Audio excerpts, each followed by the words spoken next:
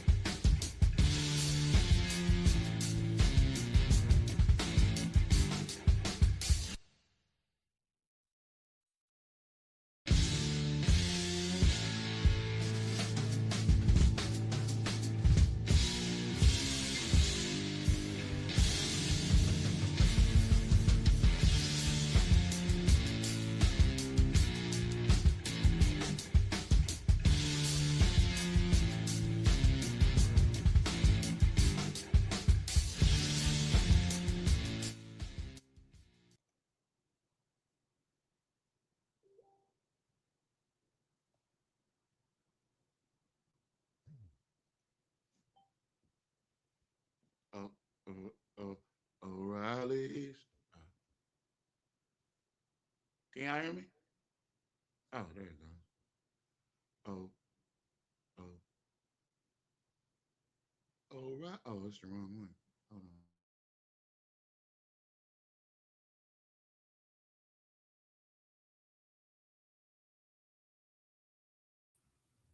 Hold on. Oh, oh, oh. There it goes. Good evening, folks. Welcome. Oh, damn shit.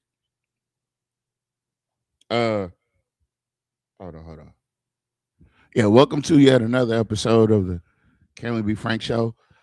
This is Monday night Raw with the City of Alexandria. We have a ton of oh damn, it's still on. Hold on, let me see if I cut this thing off. Oh, okay. I see them. They done turned StreamYard damn into an app. Hold on. Look at that. I can play it with the phone off and everything. Huh.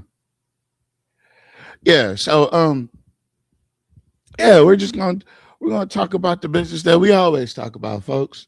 As soon as we get some people in here, hold on. I think Miss Linda was in here. Hold on. Yep. Yeah, let's hit this here. Let me see if I can get this thing shared out.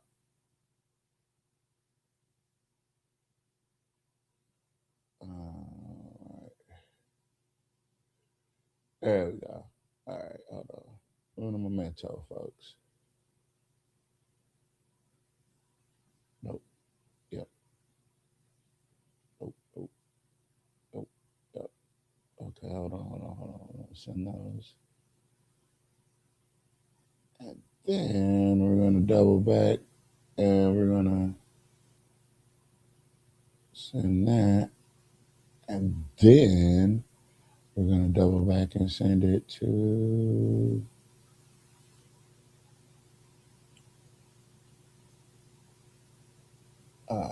yeah, I don't see anywhere else to send it.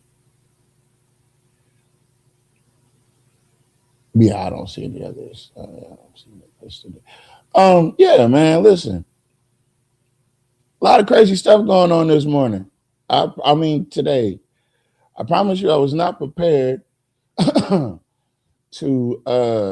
get to the part of the news where anything happening with Pollock law enforcement would be headlined. But your Pollock police chief was arrested. Now, I do want to talk about.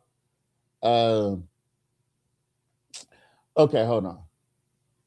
Let me show y'all a little something, and I'm gonna compare. And I always can use myself as an example.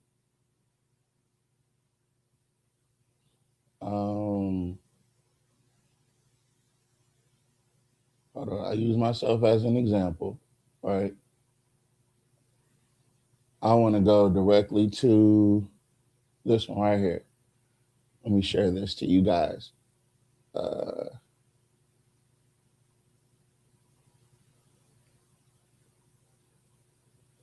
now, now, I want y'all to pay attention, right? First, I want y'all to like and share too. That too. Hold on. I got to do the same thing. But yeah, man. Last week was a phenomenal week for the Can We Be Frank show. We we did it an extreme amount of numbers, uh, and I mean, we did very, very, very, very well. Had a lot of participation, had a lot of guests, had a lot of people come through. But the one thing that we didn't talk about was that the fact that the Attorney General for the state of Louisiana and the police chief, Chris Paul, not the black guy, the basketball player. We're talking about Chris Paul, the police chief. Uh, you know, didn't know he was under investigation. Didn't even know he was under investigation. And so when you get to digging around in the story, right, you'll end up finding out what happened. Developing here at 6, Pollock's police chief briefly found himself inside none other than a jail cell, arrested on charges of malfeasance and falsifying public records. Rob LaPro joins me now. Rob, I heard you spoke with the chief. Yeah, that's right, Jay. Now, I had a very brief phone call with him on Friday to gauge his thoughts on the state's investigation into him. And at that time, he refused to really tell me anything, saying he was going to, and I quote, let it happen. Now, what he was referring to was his sudden flip to the other side of the law. Now, Chief Chris Paul is being accused by state investigators of instructing Pollock officers to patrol lands controlled by FCC Pollock. Now, for clarification, that's a federal prison maintained by federal officers. The Louisiana Bureau of Investigation believes from 2022 to 2025, now that's 3 years, Paul's officers, under his orders, issued tickets and made arrests outside of their jurisdiction. Now, Paul was booked by the Grant Parish Sheriff's Office and was released without a bond. And none other than Attorney General Liz Muriel provided this statement today, quote, no one is above the law, especially those sworn to uphold it. Now, in that phone call that I had with the chief, he told me he would happily answer our questions after he had let it happen, in his words, and was arrested. And I tried to call him just a couple minutes ago, but he didn't pick up. However, I've also been in contact with the Grant Parish Sheriff's Office, more details on that arrest, and I just missed a phone call from him for this newscast. So I'm going to give him a call back right afterwards. For right now, that's all we have right now, but I'll continue to follow it as we move forward. Yeah, you got to let me know what he says when you call him back. I'm so curious. Definitely. I'll be back soon, I promise you. All right, thank you, Rob. Thanks, Jay. Now, an activist traveled to... All right, now, switch back to this. All right, so, see, I won't put myself in this situation, right? So, I had traffic tickets, right? Traffic tickets, right? I had to spend the entire day in jail. He literally broke the law, not as per somebody in the parish, but as per the state's attorney general, and got out with a signature. I had to pay money to get out. And got out with a signature on his own recognizances after breaking the law for 3 years. I'm not saying this is a racist place. I'm not. I'm just saying they do racist shit. That's it. That's all. That's all I'm trying to get. Listen, I don't want nobody to think that I think that racism is prevalent everywhere. But wherever it's prevalent, I have to point it out. I have to warn others. I mean, or else it's just going to be a trap. So if and not to mention that he was patrolling a federal grounds. He had his people patrolling federal grounds. He was using taxpayers' dollars. He was doubling up. And that seems to be the theme. They like to double up. Like how Jock told y'all that Project Restore was a grant and not a loan, and then charged you for it, even though he had the money to give to do what he needed to do in the first place. He turned it into a loan in front of your face, like prestidigitation. He was a magic trick, right? And he ended up getting double. He double dipped. He took the money for your bill out of some other money, and then he charged you anyway for that bill. So say for instance, and I just wanted to say for instance, you were $1,000 behind on your light bill. This is Project Restore. I want to come through with Project. Hold on, I got to do it correctly. I don't want to onomatopoeia. You know what I mean? Hold on. Let me get it right.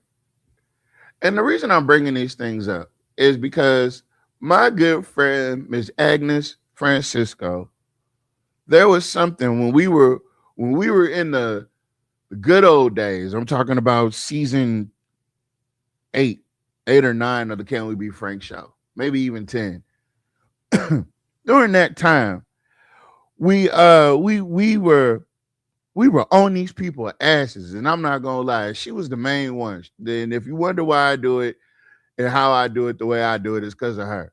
But she was on them people's ass, and she said, "Don't y'all ever in your life fall for the banana in the tailpipe." And that's what this show should have been named, because this election season that's coming up, there's going to be people that's going to come out with bundles of bananas. And I swear they're going to try to put bananas in your tailpipe. And you can't let them do it. You can't let them stick that banana paws in the tailpipe. You can't. You can't.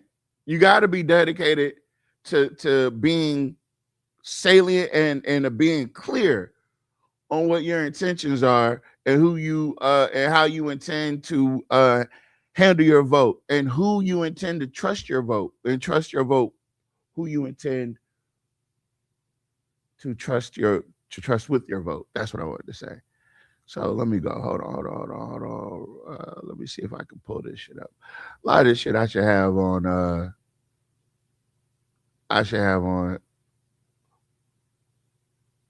I should have it on. Listen, y'all. I'm not gonna lie. I have brain fog like a mug sometimes. I don't know where it came from. It's just random. I'll be like, boop, boop, boop, boop. Hold on.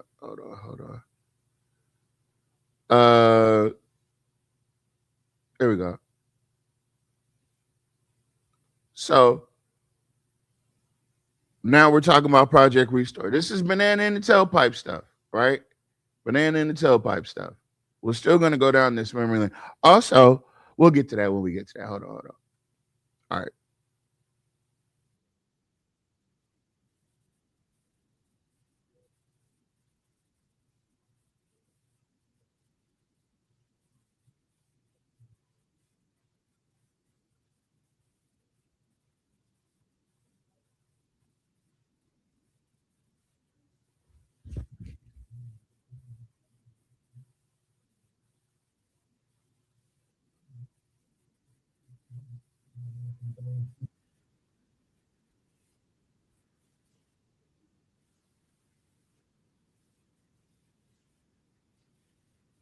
Now, let me break down to what you're seeing, right?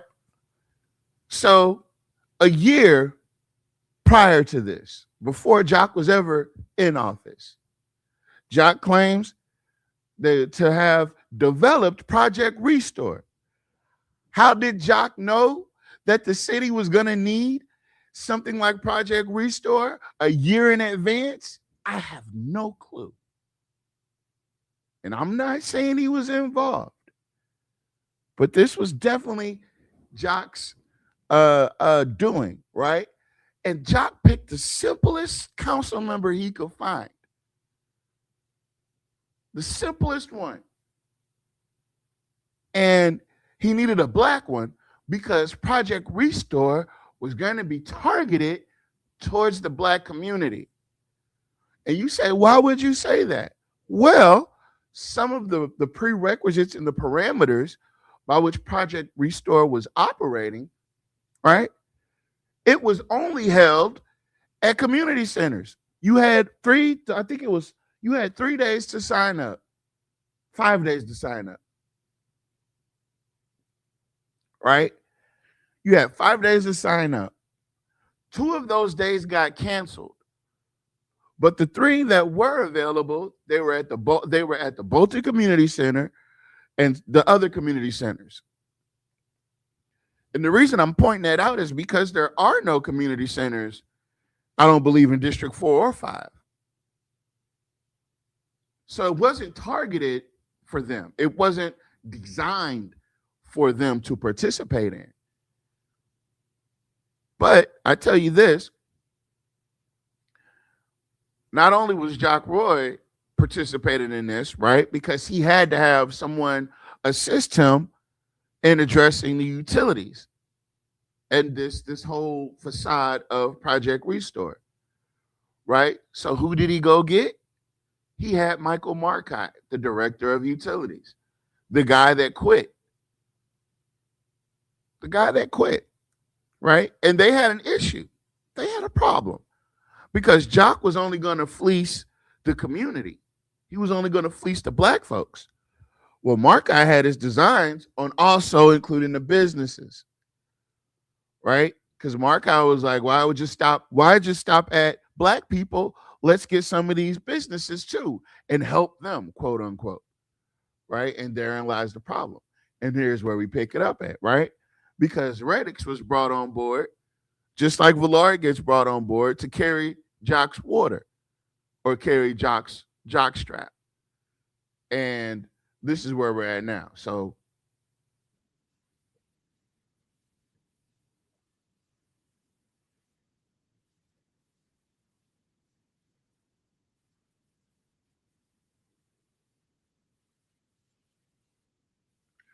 the thing is, you can tell.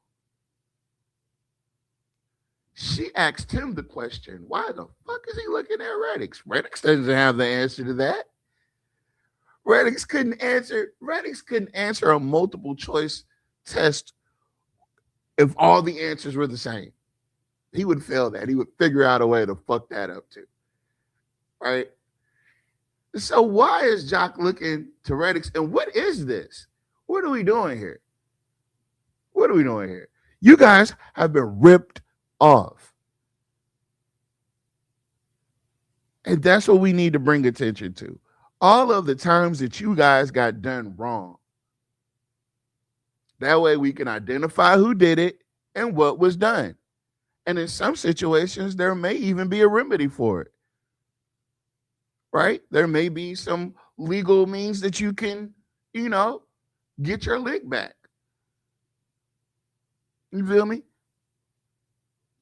So that's what I want to present to the city of Alexandria, the citizens of Alexandria. You need to start looking at different ways that you've been wronged. These political moves aren't just political moves that only affect politics. These political moves affect you guys and your lives personally. So,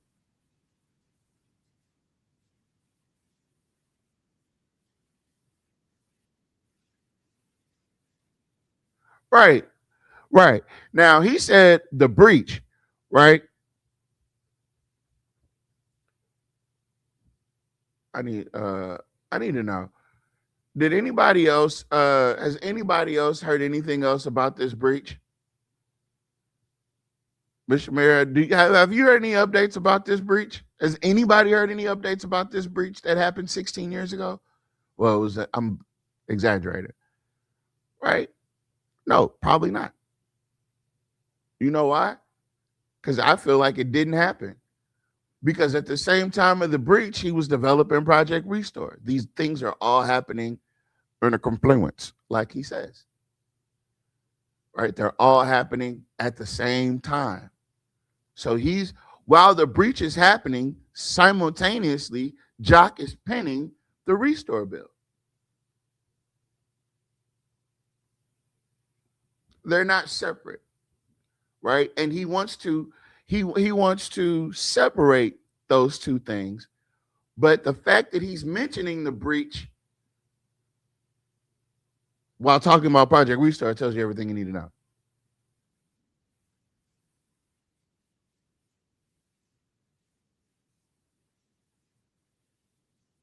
So, when it comes to not getting the bill out, all these things that he's saying that happened, right?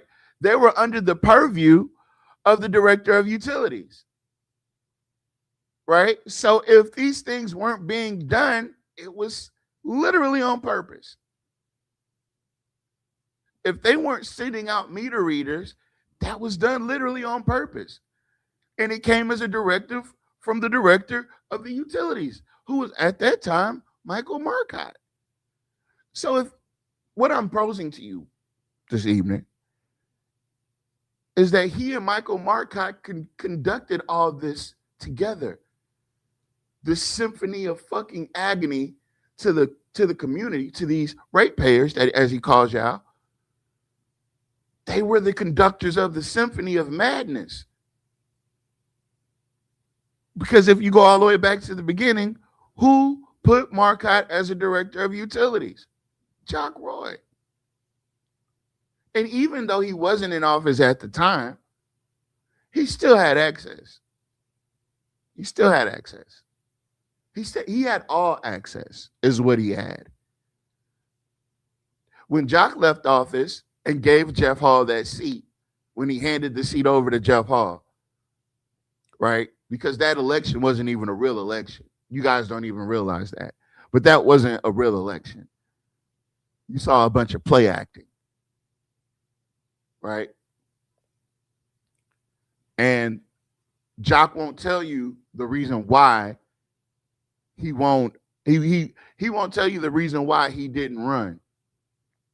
I don't think he'll ever admit that. And that was because he knew that he didn't have control over those 4 black councilmen the way he has control over Liz Felter and Jim Bullard and Chuck Fowler and Gary Johnson.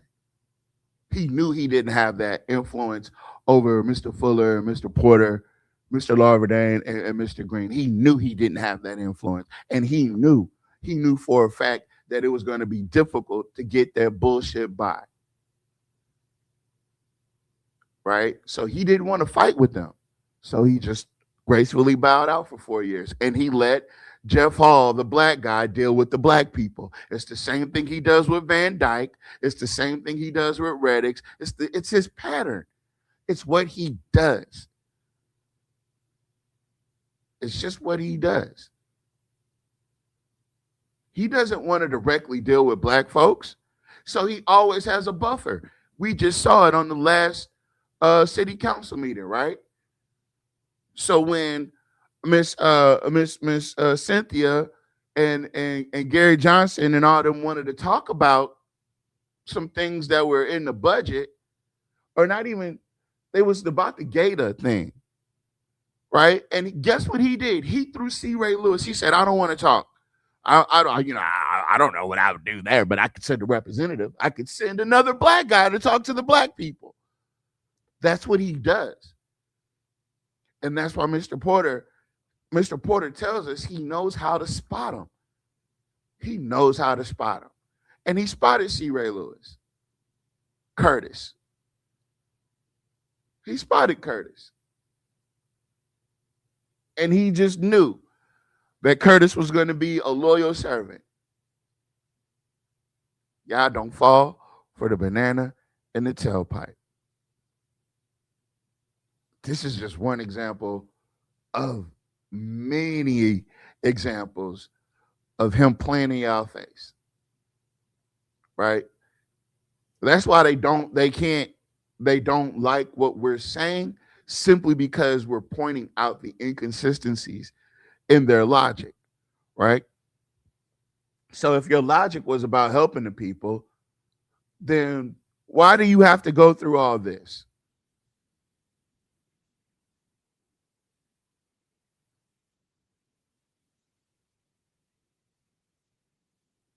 He gets a lot of calls because this is him skimming the top and talking. He's asking Reddix, talk to the black folks, man. Say something to the black folks. Help me out here, man. Help me out here, man. And I know Reddix, so you probably get a lot of calls about it because you're the council person over a predominantly black community. And all this was happening right in our faces, right? And we weren't reading the room properly. I think we were, right? But we weren't that liked back then. We weren't as liked as we are now. But we was pointing out the obvious. We could see it. We wanted everybody else to see it. But let's continue.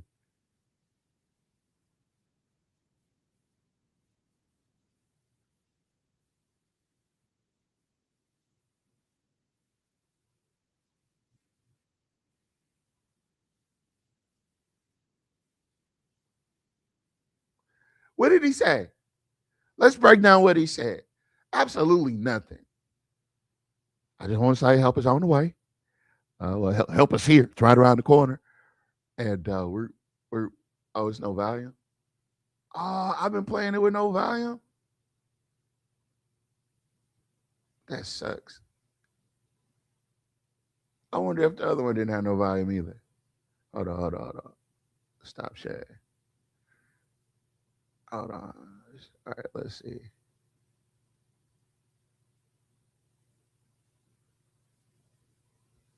All right. Hold on. I'm going to run it all the way up to this part. And just keep in mind everything I just said. Reddix Washington join us today for a little chat. Guys, thanks for joining us. Thank you. Glad to be here. Of course.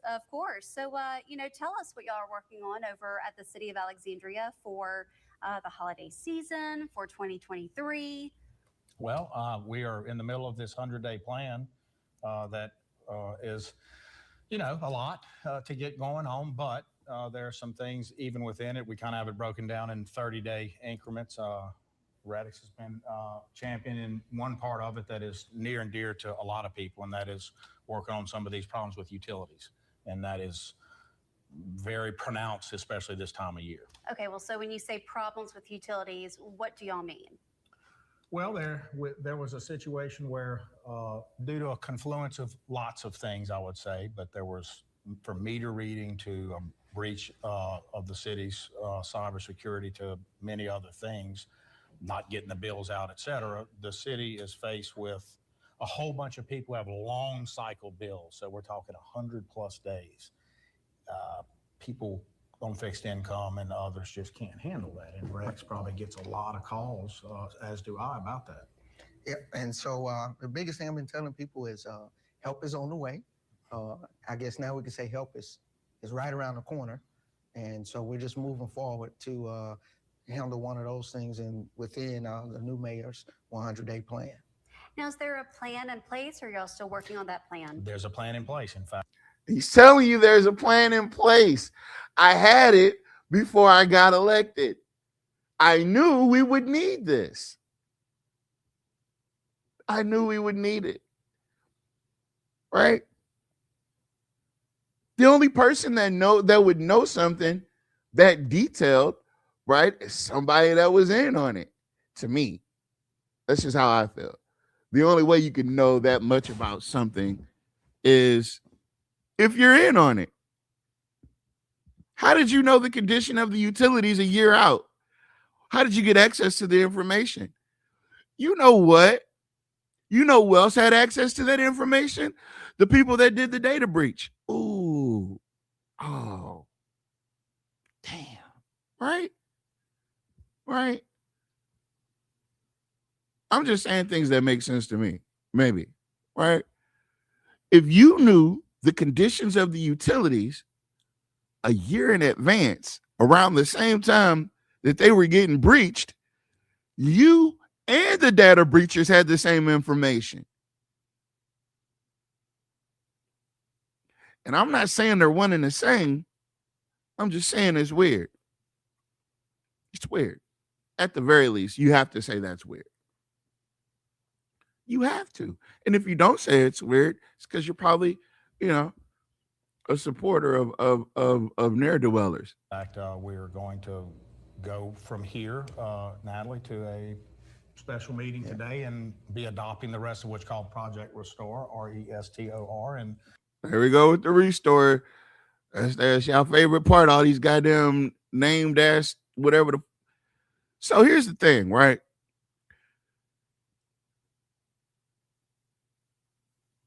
He held a special council meeting for this. A special council meeting. And he only could have did that with the help of the council president, who at that time was Jim Bullard, I want to say. Jim Bullard was or it was Lee Rubin. That's what it was. It was Lee Rubin. Hold on. That project is about getting help to people, getting bills separated from these longer cycled out bills to let people have a reset and get it straight. The city also needs to do this. We have to sort of audit, for lack of a better word, the way that this has occurred and just fix it. But does anybody not realize that after Project Restore, after the scam, he then went to the state legislature and had a law passed where a FOIA request can't even get you information on those utilities. Not even a FOIA. He went all the way to, I think it was Mike Johnson or something. I don't know who it is, but it was the state rep. He went to the state rep, not of Alexandria. He bypassed Mr. Larverdane. He bypassed him. He didn't want to bring this thing to him. He brought it to the other side of town and had him carry it down there. And in that bill, it was saying that the city of Alexandria's utilities, the information about the city of Alexandria utilities, is no longer going to be able to be retrieved via FOIA requests. You won't be able to get that information ever. It's protected, quote unquote. So it seems like he ran this play and buried the bodies, right? And this is when he first got in office. This is what I'm trying to explain to y'all. This was his intention the whole time. He walked into office with Project Restore already played out. This was just him executing it. What we want to make sure is that people are not panicked and worried about that, especially during the holiday and especially during this way more than a cold snap we're about to go through. So that's the other thing I'll be doing today is working on preparing the city with my team for what could be some significantly cold weather that we're not used to here. Right. And just having a backup plan in place too, Yes. For what happens if it is kind of detrimental. Yes. Just that really, really cold weather coming through. Reddick, tell me, what are some of the things you've been hearing from your constituents about their complaints with the past or recently utility issues? Well, we've had a breach, which was a situation that we went through.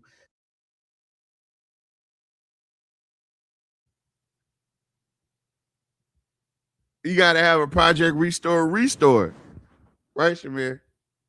So we had a breach and that thing happened and we got through that, right? Why is the breach directly related to Project Restore? I got to ask these questions because now at this point, both Jock and Reddick have mentioned the breach. If this was about a reset, they're both talking about a breach that you don't know the end result of. You're now talking about a data breach, right? Because according to that FOIA request, right, the information, any further information about the data breach is protected now. You'll never know what happened. He buried the body.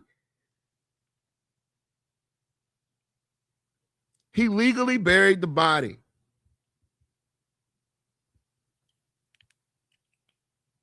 I got to put my monocle back in. Sorry. He buried the body. He fixed it so you'll never find out what happened with that data breach. Right.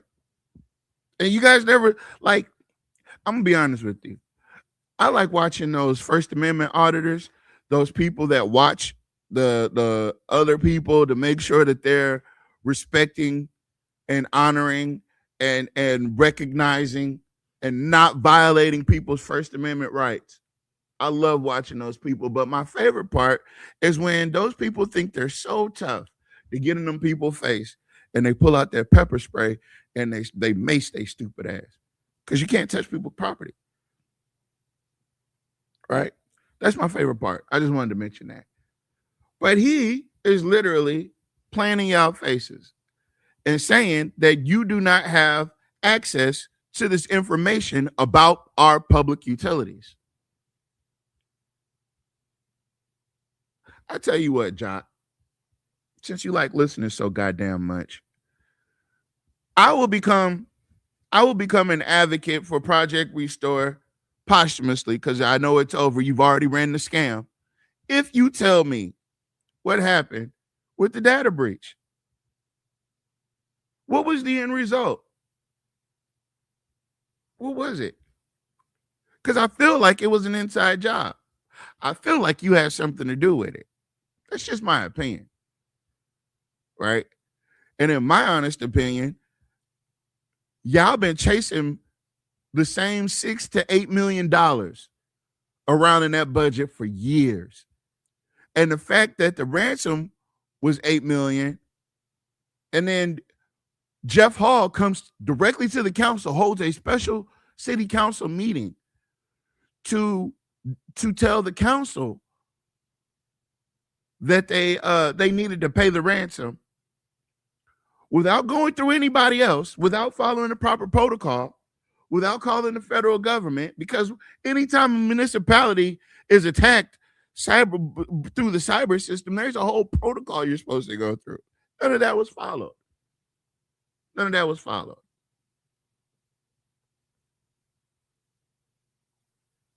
That's why I say Jeff Hall and Jock Roy are besties.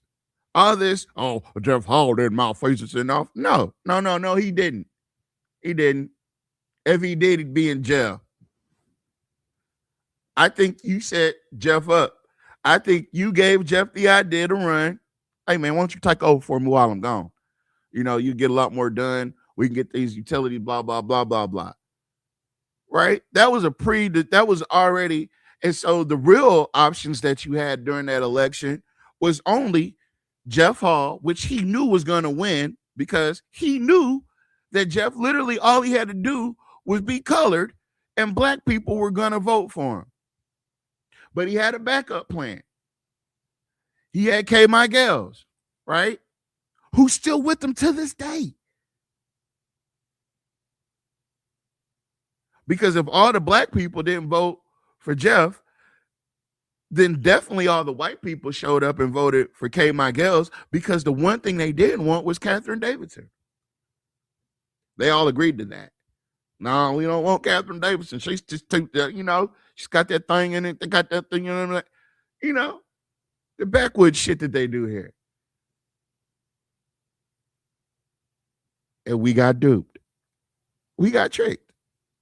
I got tricked. Because at that time, we were working with the Power Coalition and they were down here doing the Lord's work. Except for when we were supposed to get paid and Jack Hinton of Urban Cast kept our money. But that's a different story. I'm not even you got that, buddy. You got that. You can have it. I guess that's what he founded Urban Cast with. I guess that would make me part owner of Urban Cast as well. Huh. I'll look into that. But you know, the interesting thing is that yes, all the black people did step out and support Jeff Hall simply because he was black. Jeff Hall literally didn't have to say anything.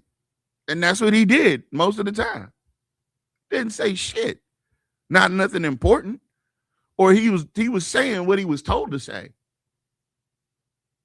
What he was told to say. And so at this point,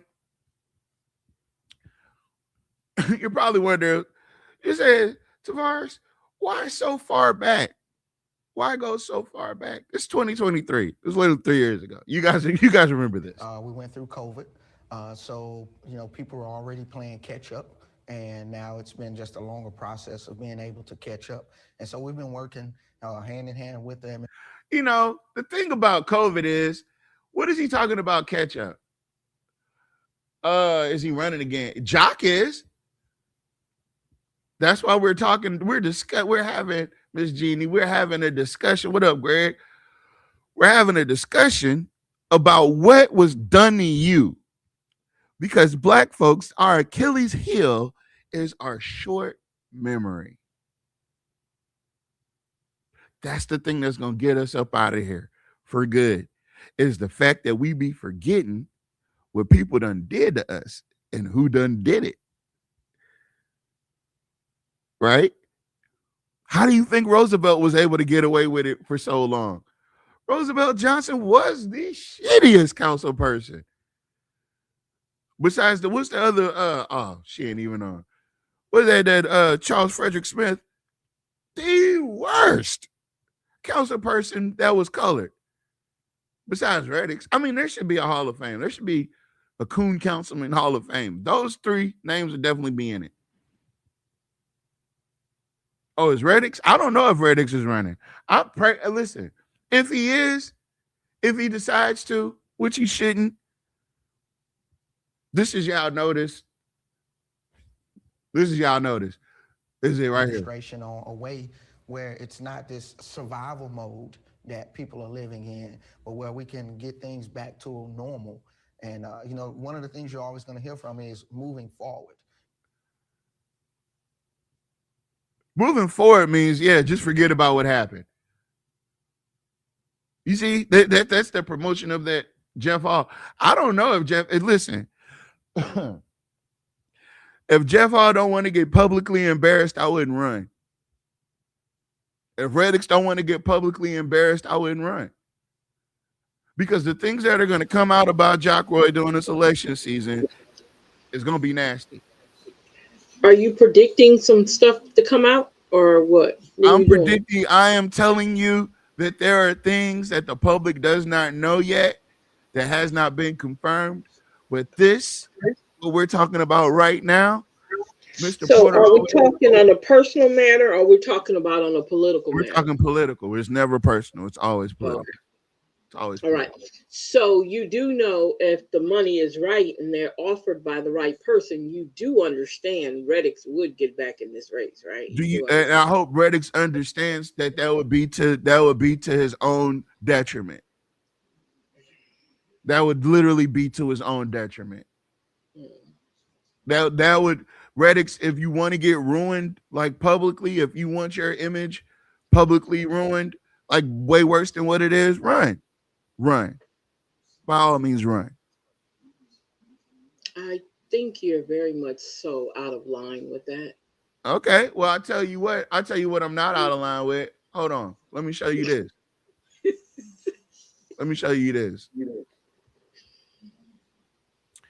So when y'all were wondering, if y'all were wondering how the hell Johnny Downs got $17 million, it was Reddix now, right? This was coordinated. And Cynthia, she, and that's the reason why I'm just so surprised. Because Cynthia knows she voted for them to get that $17 million. And to have Jim Villard look at her in her face and say, well, how much is Tatum Park going to cost us? I think it's going to cost too much. I know she had to feel disrespected. I know she did.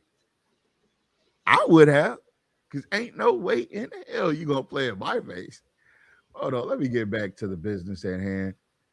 So today I discovered through our network of very wise people. I'm hopping around subjects now. Let's see. Here we go.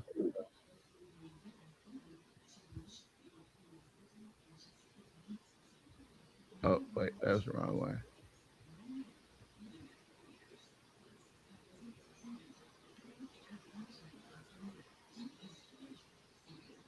All right. Share this tab instead. All right. Hold on. You're a little bit loud in the background. Okay, hold up. I'm sorry. Give me a second. Let me go back in here and go back on. Oh.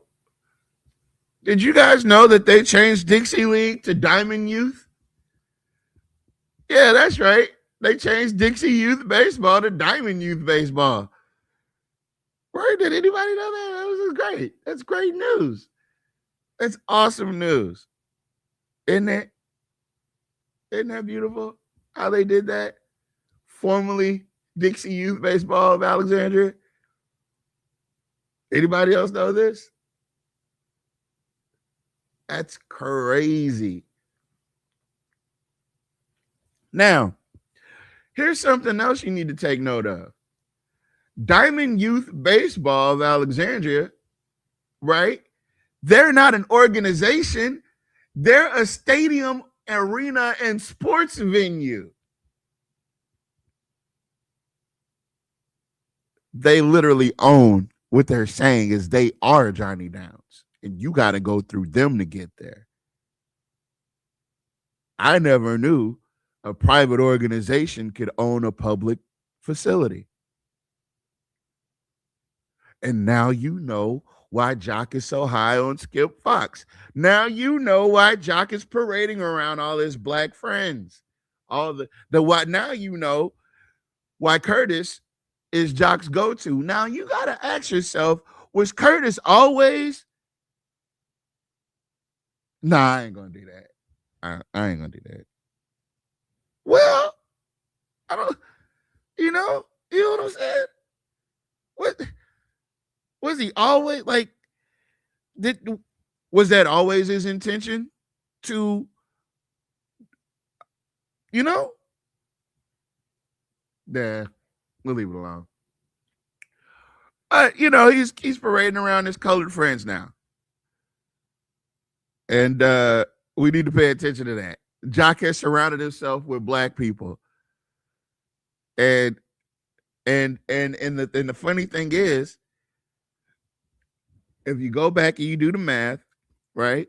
Jock can't stand it when he has to interact with Jules. He gets cringy when he has to interact with Malcolm, right? The only people he approve of is Gary Johnson and Cynthia Perry, right? That are people of color, right? So what did he do?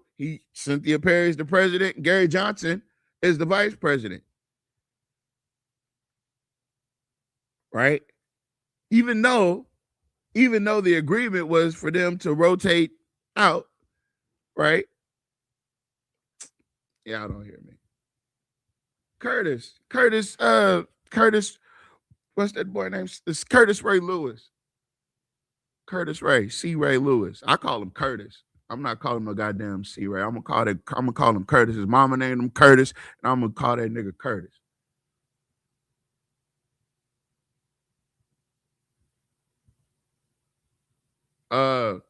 So Dixie League and Johnny Downs are one and the same. You could also say that Dixie League operates that public park. You can also say that Dixie League received that $17 million and not Johnny Downs.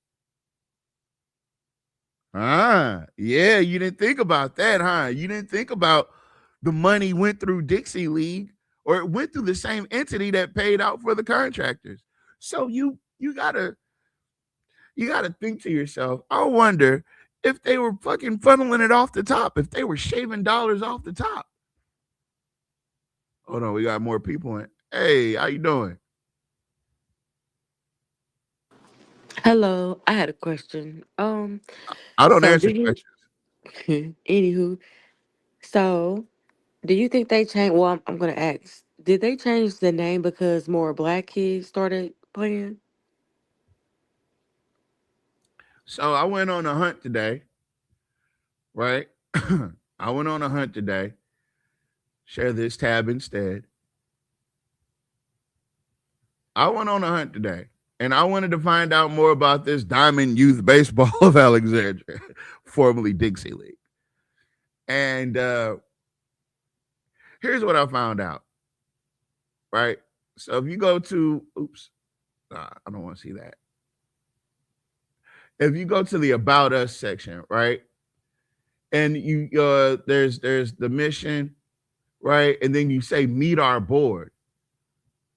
There's Taylor Goodwin, Chance Lashney, Garrett Paul, Shannon Deneen, and Jason Maupin, right? And then you go to the info section, and it says, DYS is built on the same core values that our program has been rooted in for nearly 70 years. Train up a child in the way they should go, and when they're old, he will not depart from it. Blah, blah, blah. The world may change, but we still feel that trying to train up our youngsters properly is important today. Now, what kind of training do you think they were giving the youngsters of Dixie League back in the 50s?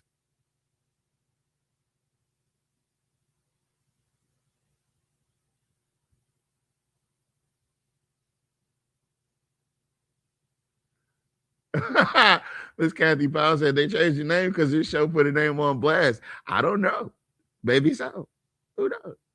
Could be. Right? Doesn't that sound awfully Confederate-ish to you? We ain't gonna never give it up. Things might change, but we're gonna stay the same. Dixie. You know what I mean? That's how I feel. That's what it is. But all right, so I know I'm jumping around, and all these things are interconnected. That's why I'm trying to get you guys to see this is all having to do with your money. Your money. This is why you can't have nice things. It's not because you don't deserve them. It's because they already spent the money. You deserve it. It's just no money for it. You heard them at the finance committee meeting. There's no money for it. All of a sudden, Johnny Downs is fixed. All this other shit is going. They want Rice and Gold Ring rebuilt. But all of a sudden, when it comes to our communities, oh, we don't got the money. We're strapped for cash. We're strapped for cash. No, you're not. And also the golf course got roaches. The golf course has roaches. Yes, the town talk went over there. It's called the Oak Wing, right? Yeah, that's where Lee Rubin one time he had his campaign finance. That's where Reddix did one of his events out there as well, when he was called himself trying to run against Ed, which was hilarious. That was phenomenal. I'm so glad Reddix got put in this place because, bro, you could barely run your district. I don't know what made you think you could run a whole Put district. all that money on them signs. Yeah. Actually, it's Links on the Bayou, not Oak Wing. Links on the Oh. Bayou, unless they Links on the changed it. Bayou? Oh, well, then sounds like somebody trying to get them shut down. Do they serve Yeah, food out there? I don't know, but I don't know if that must be the other one. But the one that you guys pay for is Links on the Bayou. So I don't know if they changed the name. Remember, Tavares, you did a whole story on that. You even broke down how much they pay the people out there that don't do anything. Listen, Remember that? Mama, I do not remember any of that. Yes, you did a whole thing on it. You did it yourself. Yeah. Oh shit. And because we were talking about Johnny Downs at the time, we were talking about all the places. That's when we discovered that we pay for the land, that plantation Johnny Downs sits on, remember? And we found out how long the lease is for 99 years. We talked about the maintenance that you guys pay for, like Mr. Porter said, about $900,000 y'all pay for on Johnny Downs. Mm-hmm. And the idea, when I looked at their website, we were looking at their website about Dixie League. It's just amazing how it's our. He's not. Y'all got to look and listen I to what get he's that saying. part. I'm sorry, you're right about that. He's not saying the cities. He said our. So that ownership, that supremacy ownership, those are my slaves. Okay, keep in mind that mentality. Yeah, Oak Wing is on the base. That's right, Miss Hodges. That's right, Miss Honoree. I'm sorry. How you doing, Miss Lady? It sure is. That's right. They changed the name of it. Now, this is what and you know what? When you were bringing up all that stuff and how they were struggling, paying for this and paying for that, why are you struggling? You're a nonprofit organization. I know, unless your books ain't right, you should be able to get a grant for sports, anything to enhance youth. You should have been able to get some type of grant or something. I don't need a grant. I got the city behind me. Well, yeah, but they were whining and crying 2 or 3 years ago. If you go back to those posts that you were reading. Okay, so here it goes. It says here, differing from most similar organizations, DYB Inc. is not operated by paid professionals. DYB is proud of all volunteer program from the local level to the national level. We feel that this approach puts what's best for the children above all else. So they said that it doesn't make any money. They keep telling you that it doesn't make any money. So why in the hell are you expecting Dixie League to turn a profit? Why are you expecting them to turn a profit? And the fact that we pointed out that it doesn't make any money, that's when they started deflecting the, well, it makes money for the hotel motel. No, it doesn't. It never has. Mr. Porter says the only time the city has ever turned a profit is when Dixie League wasn't even operating. When the city turned a profit, it was the year the zoo closed down.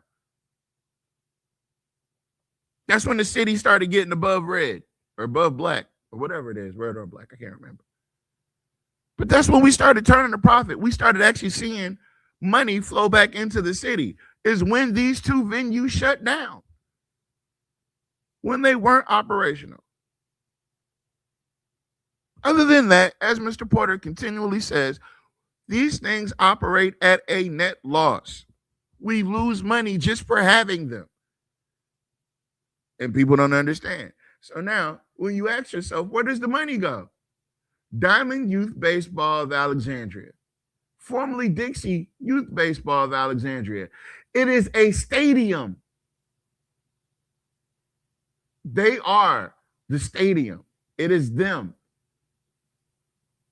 It's a venue. It's not an organization on here. It's an organization over here, right? It's an organization over here. But on their website, on their Facebook, they're a venue. That means they are Johnny Downs. That means that you're going to go through them to get to Johnny Downs. That means Johnny Downs is not publicly owned. It's privately owned, obviously, right? Right? At $17 million at a cost of your parks. And had not the Lord said what he said to Miss Cynthia, I wouldn't even be talking about this in this manner right now. But I want y'all to remember, don't fall for the banana in the tailpipe.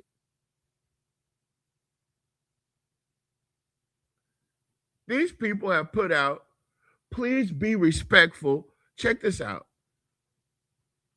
Please be respectful of our rules. Our rules. And then they list all these no sunflowers, chewing gum, all this other shit. So I said, I thought it was a public place. When did Diamond Youth Baseball of Alexandria take over that public facility? You guys are paying for this and you don't know it. You're paying for all of this and you don't know it. All right. Bicycles, rollerblades, skateboards, or other wheeled equipment. You can't have that. You can't hit or throw any type of balls into the fence or netting, which is stupid. No hanging things on the netting. No pets, leashed or unleashed.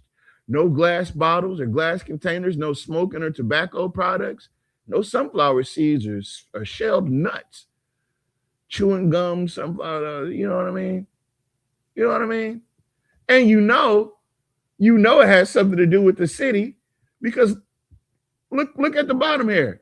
They literally quote a city ordinance.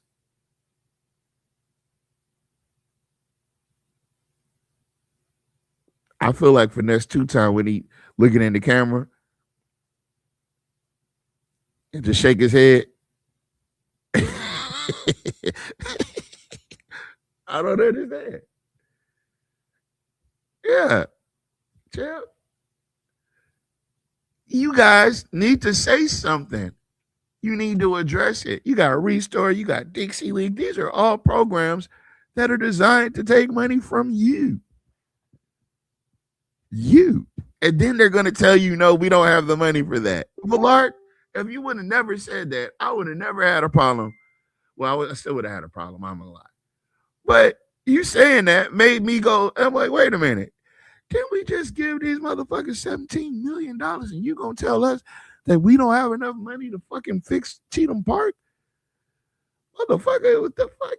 You got high schools around this mug that play baseball, and they have a baseball field right across the street from the high school, and they can't play in it because it's not up to. But Johnny Downs is. What's the difference? One's in a black community, one's in a white community. I keep telling y'all, it's very coded, as they say. It's very coded. Very coded. Right?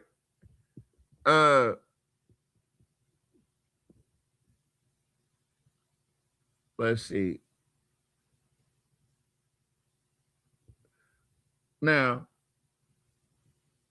it says in the summer of 1955, a group of men in South Carolina met for the purpose of forming an organization which would provide a complete program of supervised baseball for preteen boys. Matt Goyak, Danny Jones, Bill Harth, and Tom Linton, the incorporators of the program, continue to work bringing in additional youth leaders to lay plans for the first summer of play. Now,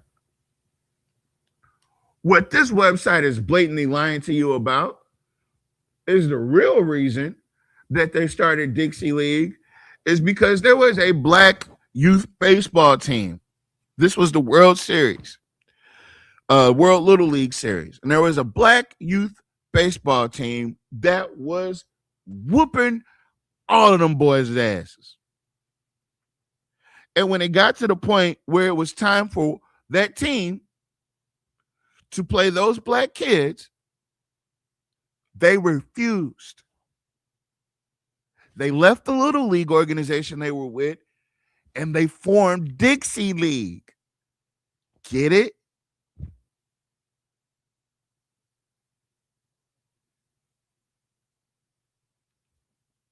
I can't.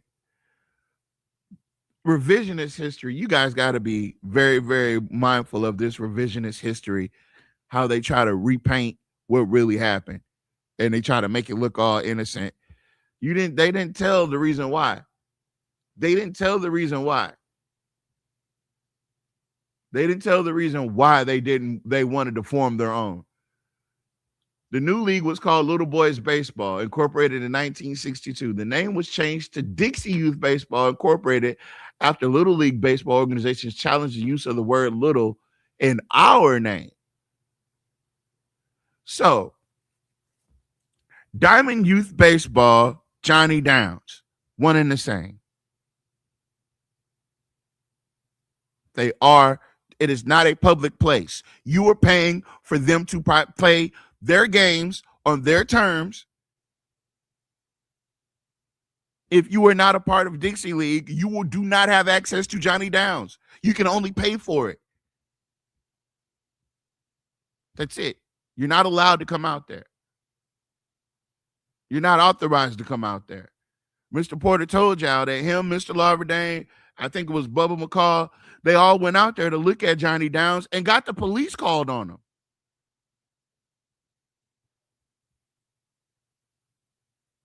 So when Jock was parading around, your boy Keith Fox, I'm not gonna call no grown ass man Skip, but when he was parading around Keith Fox and gloating on Keith Fox was the one that was over the whole operation. These are facts. Now let's fly across. Well, let's go a block up to Links on the Bayou.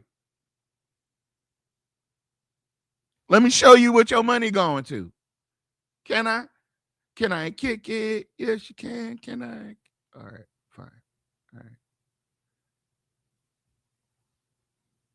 Not the Porch Grill and the Pro Shop. You mean to tell me they're turning a profit and not giving it to the people? Even though they're using the people's money to make a profit? You got to be kidding me. They got a whole entire restaurant, a golf pro shop. Look at it. Look at this shit. Look at this shit. And you're paying for it. No return on investment. They got a whole shopping mall out there.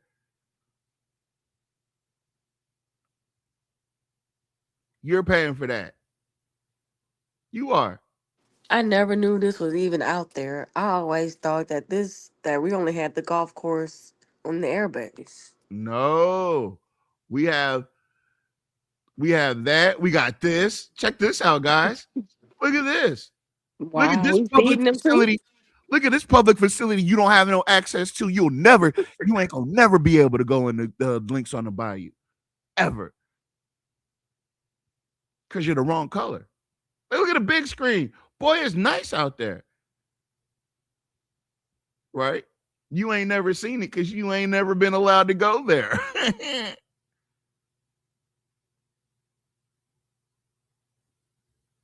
You got to listen, folks. I'm just telling you the truth. I literally am telling you the truth. Now they have a pro shop inside Links on the Bayou. Are they paying rent?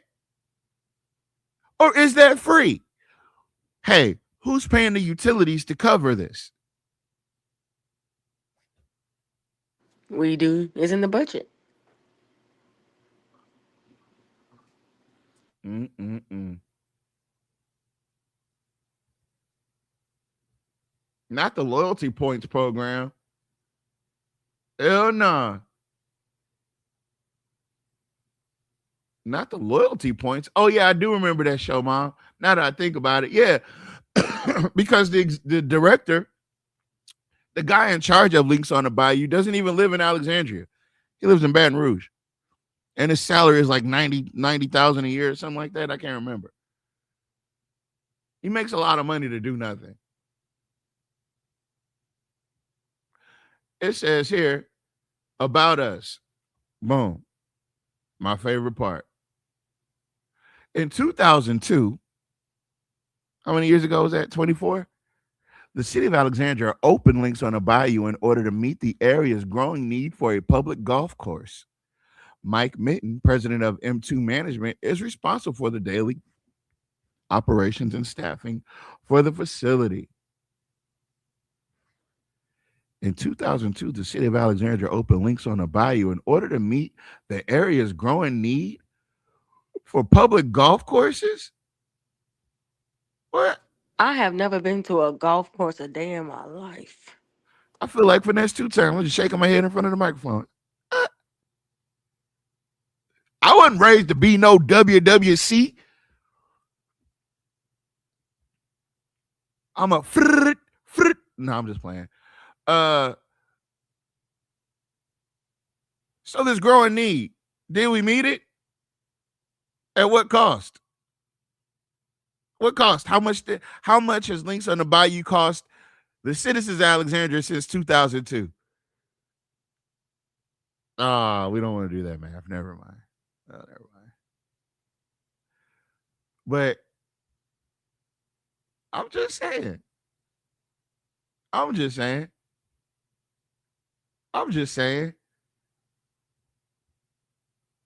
This is all I'm saying. This is it. This is all I'm saying. Where's your return on investment? Y'all should be livid.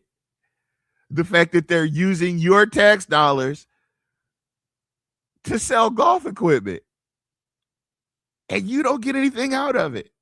And it's all profit. They don't even pay utility bills. It's all profit.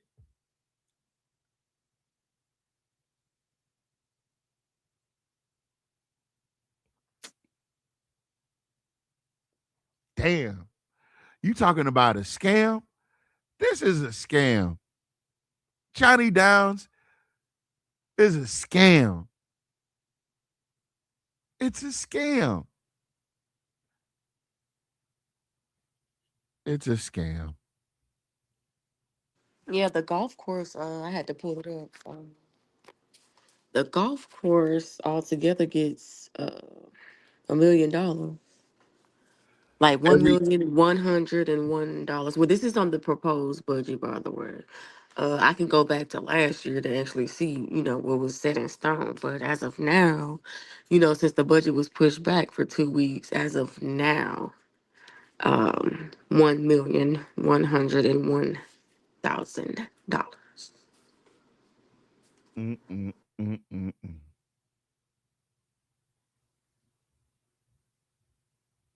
Close it early for Easter. New merch drop.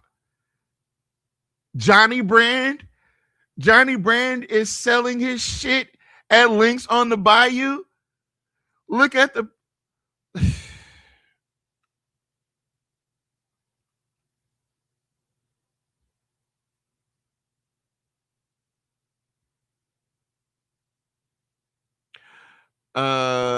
let's see. Oh, they compete for money out there. So not only are they gambling, they're stealing your money, they're gambling. They done turn this shit into a high-class trap house. You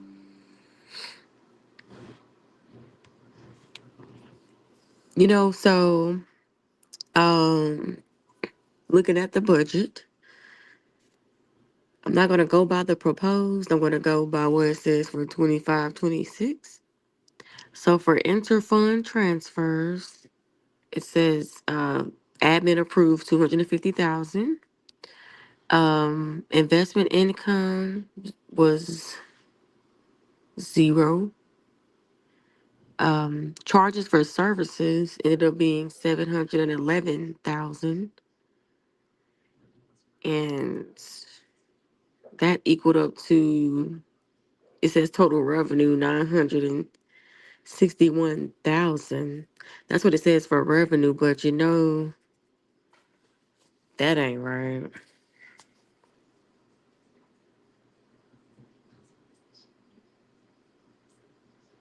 And the expenses, you hear me, Tavares? Tavares, What'd you say? you can hear me? Yeah, I hear you. Oh, my bad. Okay, so for that part was for a revenue summary. Now for expense summary. Tell me if this makes sense. It says operating and contractual.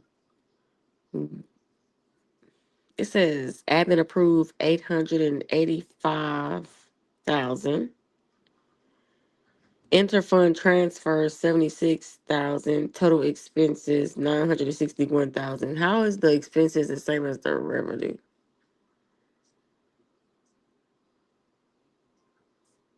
Oh, they're letting you know that they're breaking even. That there's no. Don't look over here. There's no money over here. We're breaking even.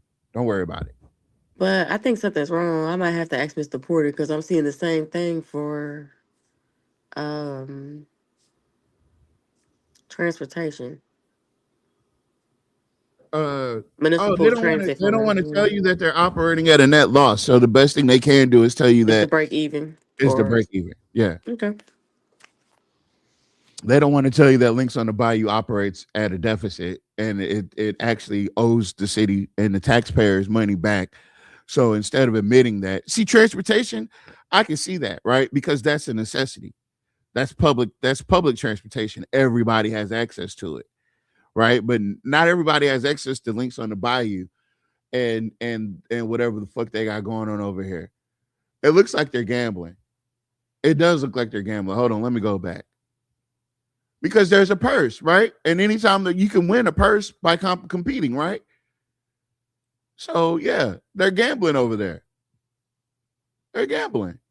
They're definitely gambling on Links on the Bayou in your face.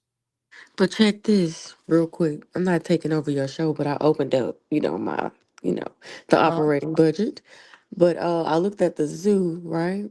huh. And I'm listening to what you're saying. These years are breaking even, but check this. Year 2023 to 24 and year 24 to 25 do not. So the That's expenses, when Jock took over. all right, all right. So that's when the numbers are different. That's when the profit in the middle. I'm gonna do the math. Give me a second. Okay. Some of these names on this list you might recognize. Lance Laborde, Dell Laborde, you know, who's some of these other people? And we're definitely going to look at we're going to definitely cross-reference some of these people with the campaign finance reports. Don't worry. There goes Marler, you know. There goes Hurst. You know what I mean?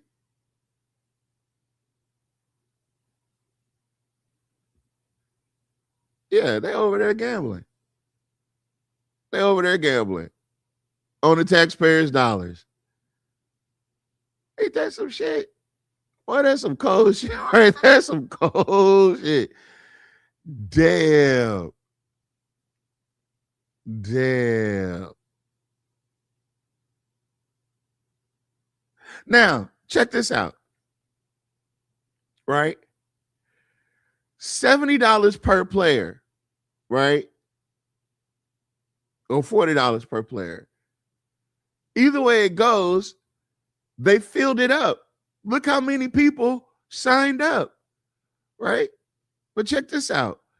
If you're charging them to do something at 70%, right? Shouldn't that money go back to the city? Shouldn't you be paying bills with that? You know, shouldn't you be covering some of your overhead due to the competition and the people that are using the facility? Shouldn't you be doing that? No. Where's the money? Where's the money? Where is the money from Johnny Downs? Like I said, y'all, there are people smarter than me that would definitely find the lawsuit in this. There are people that are smarter than me that would find the lawsuit in this, because Ken Nichols and Earl Johnson made $400 off of this. These two had to split $200. They're making money out there. They're gambling at Links on the Bayou. They have a budget for a purse, right? They got $4,000 to collect to divvy out for the winners, but they don't have nothing on the utility bill. You ain't got shit on the light bill.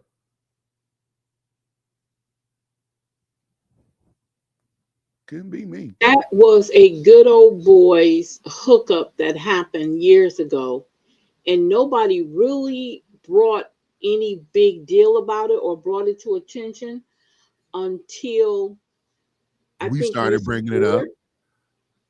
Mr. Porter, when Mr. Porter brought it up, I think that's when people start paying attention. And I know some people say, well, that's just something for the kids. It's for the kids. No, you guys have to understand the process and the things that they did to get it for their kids. Now, there was a couple of people saying, my kids pay out there, but you only, it's what, 45? It's Reddix. It was Reddix and maybe one other parent. It's 3 kids that play out there that really, you know. 16,000 kids, 16,000 African-American kids, I think back then when Mr. Porter brought it up, they're not playing out there. From the ages, I forgot what the age limit was, but they weren't playing out there. They weren't enjoying the Johnny Downs. And do you remember when you couldn't go on Johnny Downs? They didn't want you on Johnny Downs. And see, you guys, y'all got to see what this means. This is bigger than what you think it is. The idea that you guys are paying for a park, I don't care what you want to call it, sports complex, whatever. You're paying for a park that you can't even use.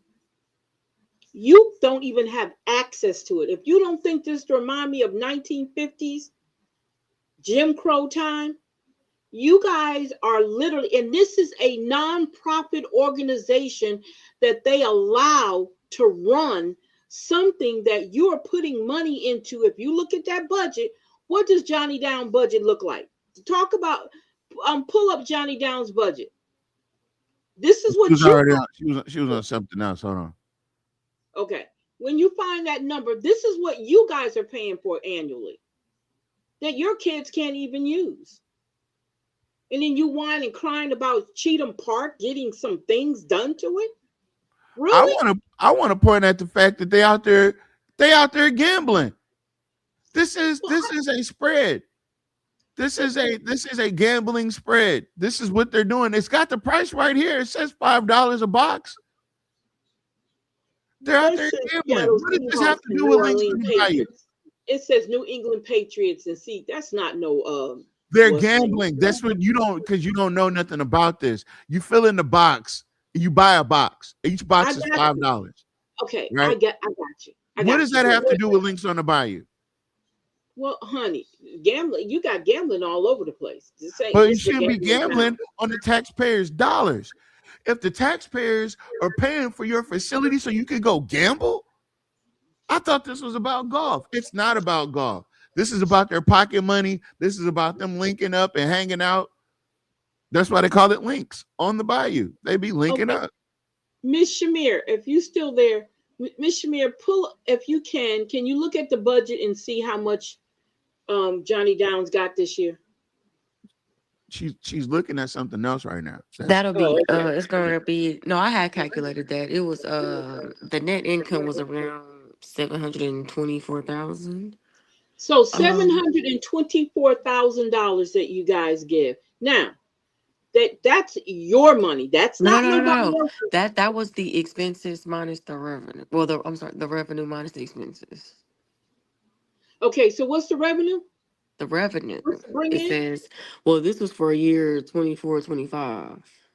What Because was every it? other year after that is breaking even. But It's not breaking even. He just It put the I never know. numbers was. in They're I playing with the know. I'm numbers. just They're telling you playing with how the it numbers. looked, there. you know? Yeah. Yeah. But Yeah. 24, 25, the hold on. Well, I'm gonna go to the expenses first because it was higher. But the expenses were 36, 39, 347. And the revenue was 29, 15, So they're not. So yeah, 312. they're losing. What was in between the net? What would be the net income? Would be the 725,000. It'd be what? 725,000. Okay, wait a minute. That's the Wait. expenses minus the revenue, and that would equal net income. Okay. No, no. All Again. of a sudden, all of a sudden, they've been breaking even, but this year they made almost $1 million. Okay, now remember he said when it comes to taxes, it's 2 cents on the dollar.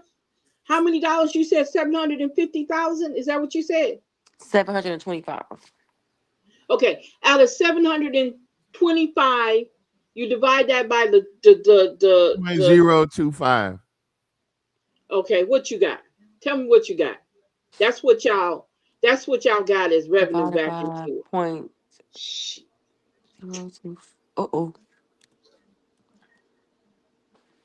So if it's $724,035, which was the exact amount, you said divided by Mhm. 0.025? I Yeah, I think think it that's might what be Tavares said. multiplied by, but we'll see if it divided Oh, by. Mr. It ended Porter. up being like 28,000, almost 29,000. So, Mr. Porter. Oh, Hello, Mr. Porter. Hey, Hey, Mr. Forty, just hey, in Mr. Porter. yeah, I've been listening to the show and I heard time. what y'all were trying to do We with. discussing them numbers. Don't tell me I'm messing up. Now you're doing good. You're Uh, doing real good. You're going right to the pages and pulling it up. You're not going to find a sheet like what you have for the zoo fund or the municipal transit fund or the golf fund because they intentionally do not show the sports complex that way. Because if right. they did, then you would see the previous years with a huge loss. We put about 900,000 into that every year into that sports complex every year. Now that does not include the utilities that get spread to the citizens. That does not include and same thing that you pointed out at the golf course and at the zoo. Those folks are out there making money, selling food, selling merchandise, charging admission, doing events. You know, if you wanted to have a party out there or at the zoo, you can rent it out and do that. But none of that money comes back to the city. So on the sheet for the golf course, uh, 27, you'll see where income, uh, um, well, charges for services is what money they receive from people who come there to golf. Now, you see use of property, zero. You don't get anything from that. And then other, not since 2023 did they get anything from that. So that means any events they have out there, none of that money comes back into the city as revenue. And what what the city of Alexandria has been doing when they do a budget, they always show them breaking even. So when they put a budget together, whatever your revenue projections are, they're going to show the same amount for expense projection. So that means there won't be any extra money. But in reality, especially with utilities, there always is. If you look at the utility fund, they'll show that utilities revenue is projected at $113,120,617. Okay, now I'm on page 24. Okay, Then, 1 second. Oh, go ahead, sir. oh, okay, so if you go all the way down to the bottom to show the expense summary, it's $113,120,617. Now that's how they do their budget. Whatever they project the revenue at, they project that same number for their expense, which means if those numbers were accurate and if it was true, then you would come in with zero money. So that whatever you take in is going to go out as expenses. And that's not the case. That's not the case for utilities at all. That's how we run this city, really. And so Why do they do that like that if that's not the appropriate way to do it? That's just their accounting method they chose to use years ago. For instance, if you know that your expenses are going to be, say, $100 million, and you're projecting $113 million as revenue, then that means in your budget, you're showing a $13 million profit. And they don't want to show any money. And that's, and look, they've been doing that since Ned Randolph, okay? And they also pull money out of the, what is it, the general fund? Yes, that's right. For all of these, for, well, whichever ones they choose to. So it's going to be sanitation, the zoo, and the golf course. Yeah, so now, wherever you see inter-fund transfer, and you'll see that in sanitation, you'll see that in the zoo, you'll see that in the golf course, you'll see that in the transit, okay, A-train, municipal transit.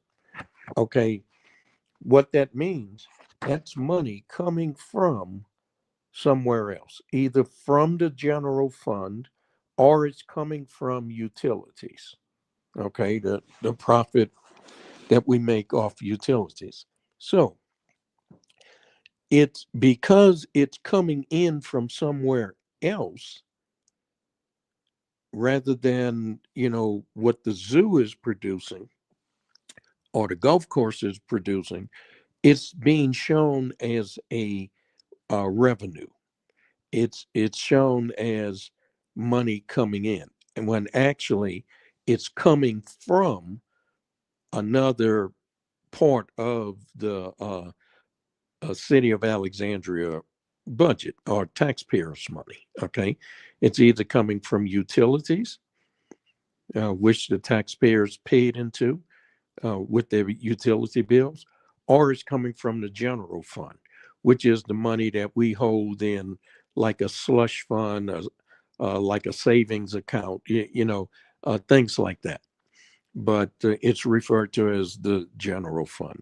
So if you look at the zoo inter-fund transfer, the zoo needs $1,898,000 $2,000. Well, that was 2026, and $454. That means we had to supplement the zoo to the tune of almost $2 million.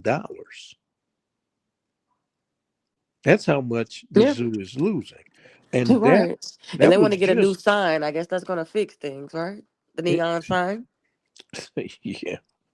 So and if you look back at 2024, 2025, I'm on the zoo now, page 26. In 24, 25, we had to put 832,000 into it.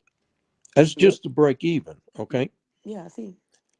In 2025, 26, we had to put 1,898,000 in there. It went up by an entire $1 million. It went up $1 million that we have to add to it. The zoo is essentially losing almost $2 million a year. And if you look at the gate receipts, look at what the gate receipts are. This is the line that says charges for services. In 2024-25, it was only $521,000, $500,000. Oh wow! And let me jog your memory.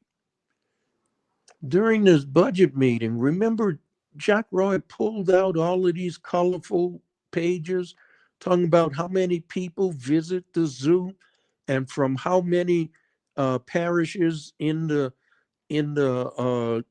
state, and how many people visit from out of state. Okay, well, all that netted was $521,000. We had to kick in another $2 million. They don't do any type of advertisement, Mr. Porter. They're like no type of real events. Like, what is the zoo booth? Like, I brought my little cousins to that when they were in elementary. They were in high school. I went to Zoo Boo when I Now, was in elementary. zoo booth. We've got those old animals in there that's depressed. I'm going through these which y'all talking about, and I'm looking at links on the Bayou. They consistently have paid competitions. Consistently. That when you win, there's a purse involved where you can win money. So they're essentially gambling on links on the Bayou, having these ornate competitions. And yes, I did see Chuck Fowler's name up there. I did. I saw his name in one of those. I did. Right. I didn't want nobody to see what I saw and think that I looked past it. I did, and I saw it too. But they're consistently using these facilities and turning a profit.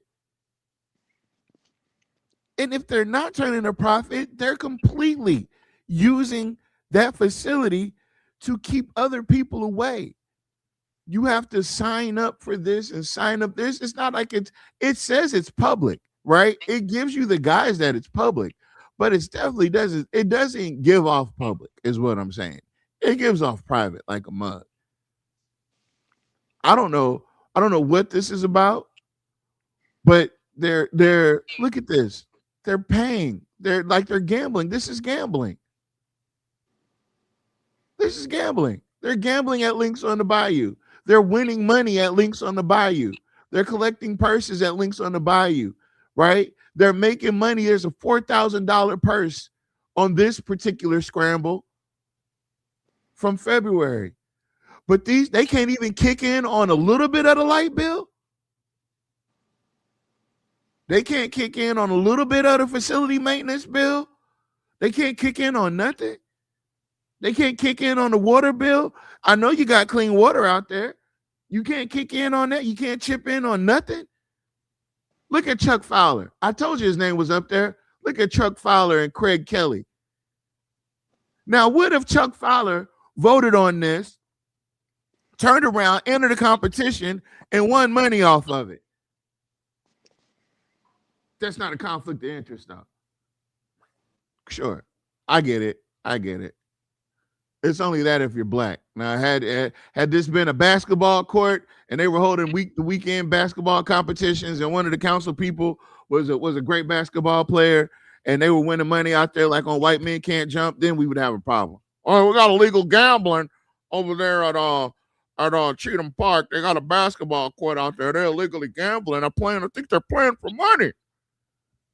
That's what he would do. He would snitch. He would snitch and try to get it shut down.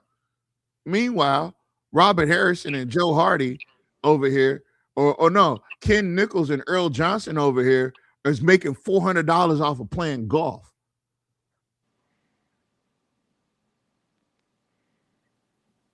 I don't understand. It's cool when they do it. KP Miles, I recognize that name. You're one of those people that always want to say some crazy shit on KLAB. I remember a lot of these names. These are the people that when we say something about what's going on at the city, they're the ones that come to the city's rescue. And, oh, it's not that bad. You guys are racist.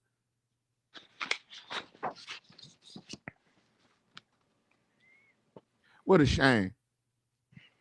But my question is, what are y'all going to do about it? What are y'all going to do about this? What are y'all going to do about being taken advantage of and being fleeced? What are y'all going to do about it? Right. Jock's okay with it. So you can't go to him and be like, this is wrong. They've been doing it since 2002. So Jock's definitely okay with it. You know, we're talking about these Johnny Downs numbers. They want to put the kids in front of it, but I believe they're running a fleecing organization. Johnny Downs and Links on the Bayou are running the same scam. That's what I think. That's why they're right next to each other and they're both on the same plantation land. They're running a scam. And they're scamming the taxpayers. So what are you guys going to do about it? Right? This started out talking about the Restore program, Mr. Porter. I hope I haven't gone all over the place. I'm pointing out these connecting dots of scams and schemes at the taxpayer's expense and at the ratepayer's expense. And I'm pointing out the fact that the main reason why the Restore program wasn't a grant and it was a loan is because he used the verbiage of a grant to get the people to sign up and get access to that money, and then turned it into a loan afterwards so he could get the grant money and charge the people. So he double dipped on that. That's how we were able to get out of that hole so fast. But my main point when I started the show was that it was premeditated because he had the Restore program in his pocket at least a year before he came into office. And the only person, Mr. Porter, I would like your input on this. Because if I'm not mistaken, if there was a data breach and the information that they needed to create the Restore program was inside the data breach, wouldn't it be plausible to say that they needed the information from the data breach to create the Restore program? What I think, based on the limited information they were willing to even share with the city council, it was really crazy. But what this was all about is that data breach, the hacking into the city system and shutting down the things that we were able to do. We couldn't even access our bank accounts. We couldn't do payroll. We were doing that by hand, or I should say manually, putting stuff in, not even taking people's taxes and things out. We were going to have to go back later and take that out, but we were trying to pay people. And the thing is, Restore, I don't think was connected to that because Restore, most of the money that Jack Roy was trying to get his hands on in that Restore scam, most of that money was money from the CLECO settlement that had not been dispersed. And so that was held somewhere else. Matter of fact, you notice it doesn't even show up in the budget, right? Or if you went back to previous year's budget. And I don't know if Jeff Hall, having worked for CLECO, even knew about that, because if he did, he certainly could have tapped into that money the same way Jack Roy went and grabbed the money.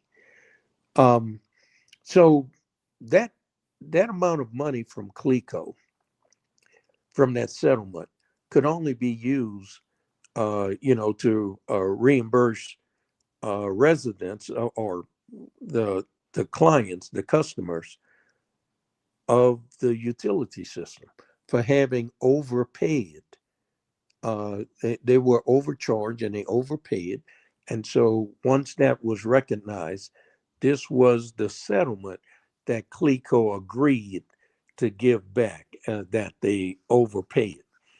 The thing is, there was a lot of people they could no longer reach to refund money to.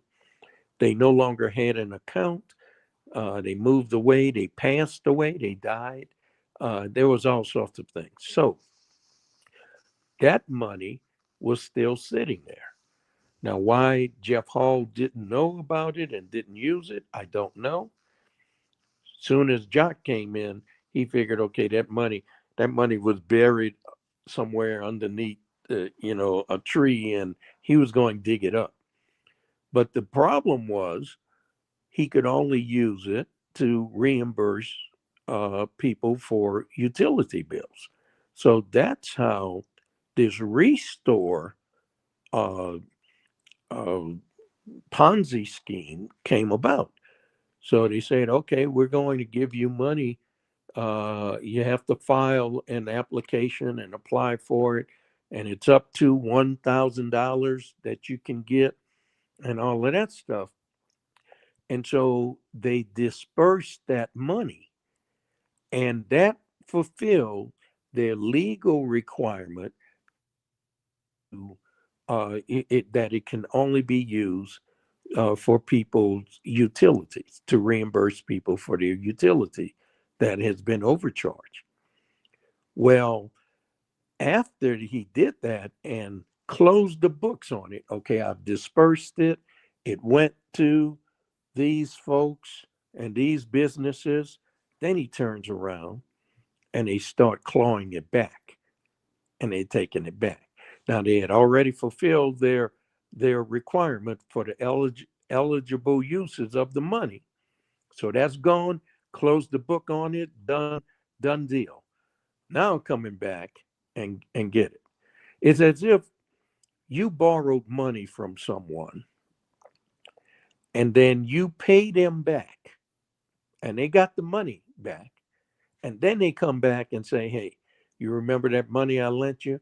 Okay, you need to pay me back. Well, I've already paid you back. No, you need to pay me back. Or if somebody say, well, you ask them, can you give me this?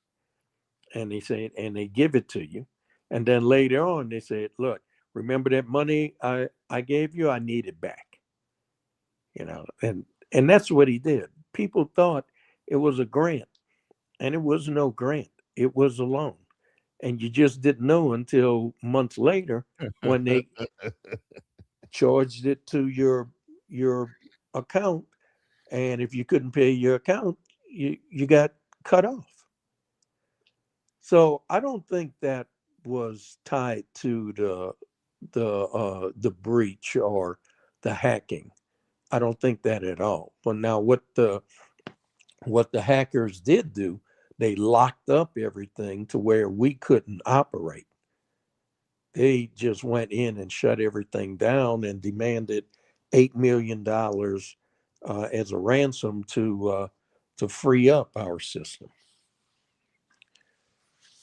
So that's I don't think those two were really connected because we didn't even know about the 3.5 million and where it was.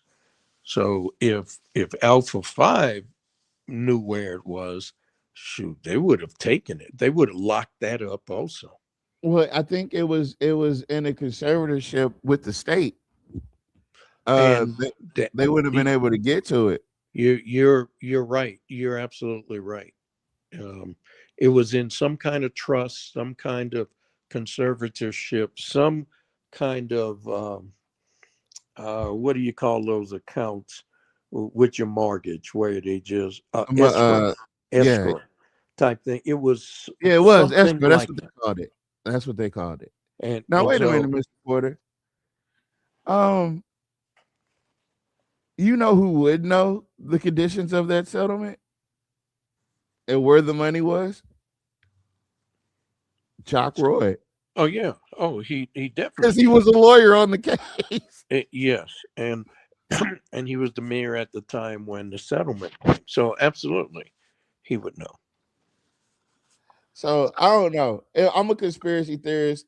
I know everybody not gonna see it the way I'm thinking it, but it just seems like that data breach felt like a shakedown from the inside. That's all I'm gonna say. It felt like a shakedown from the inside.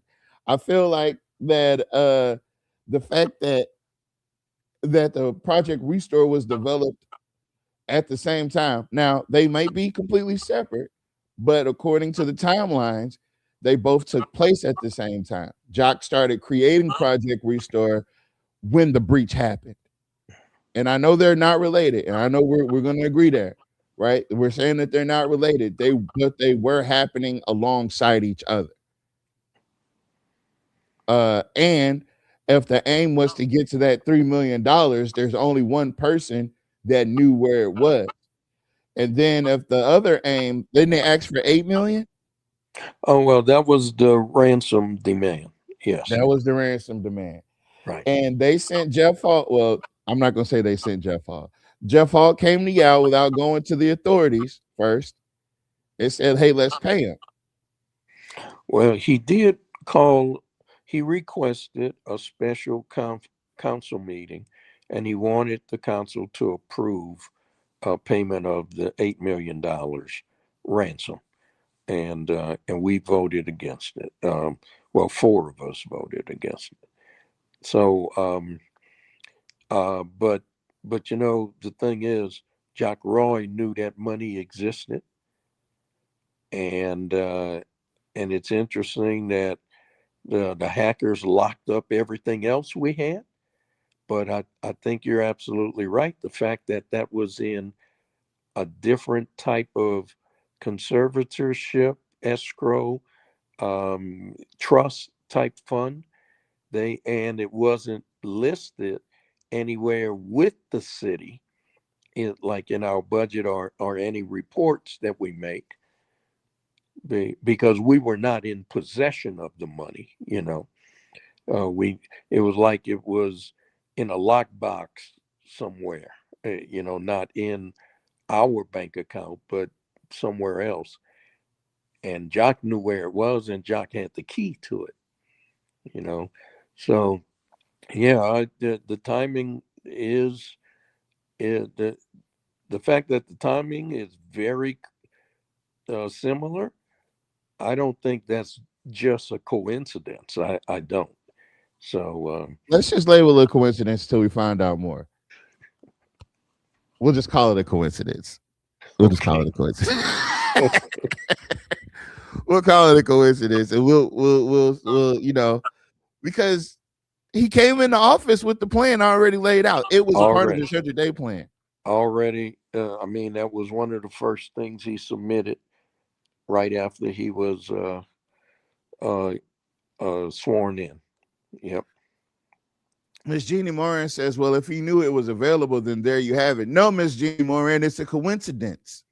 We're going to allegedly.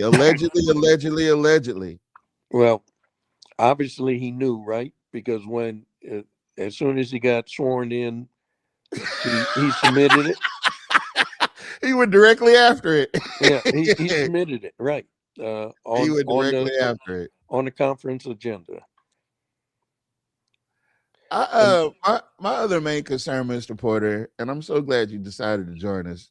I really do enjoy having you on because I get clarity. I have a lot of conspiracy theories and I can get pretty spaced out.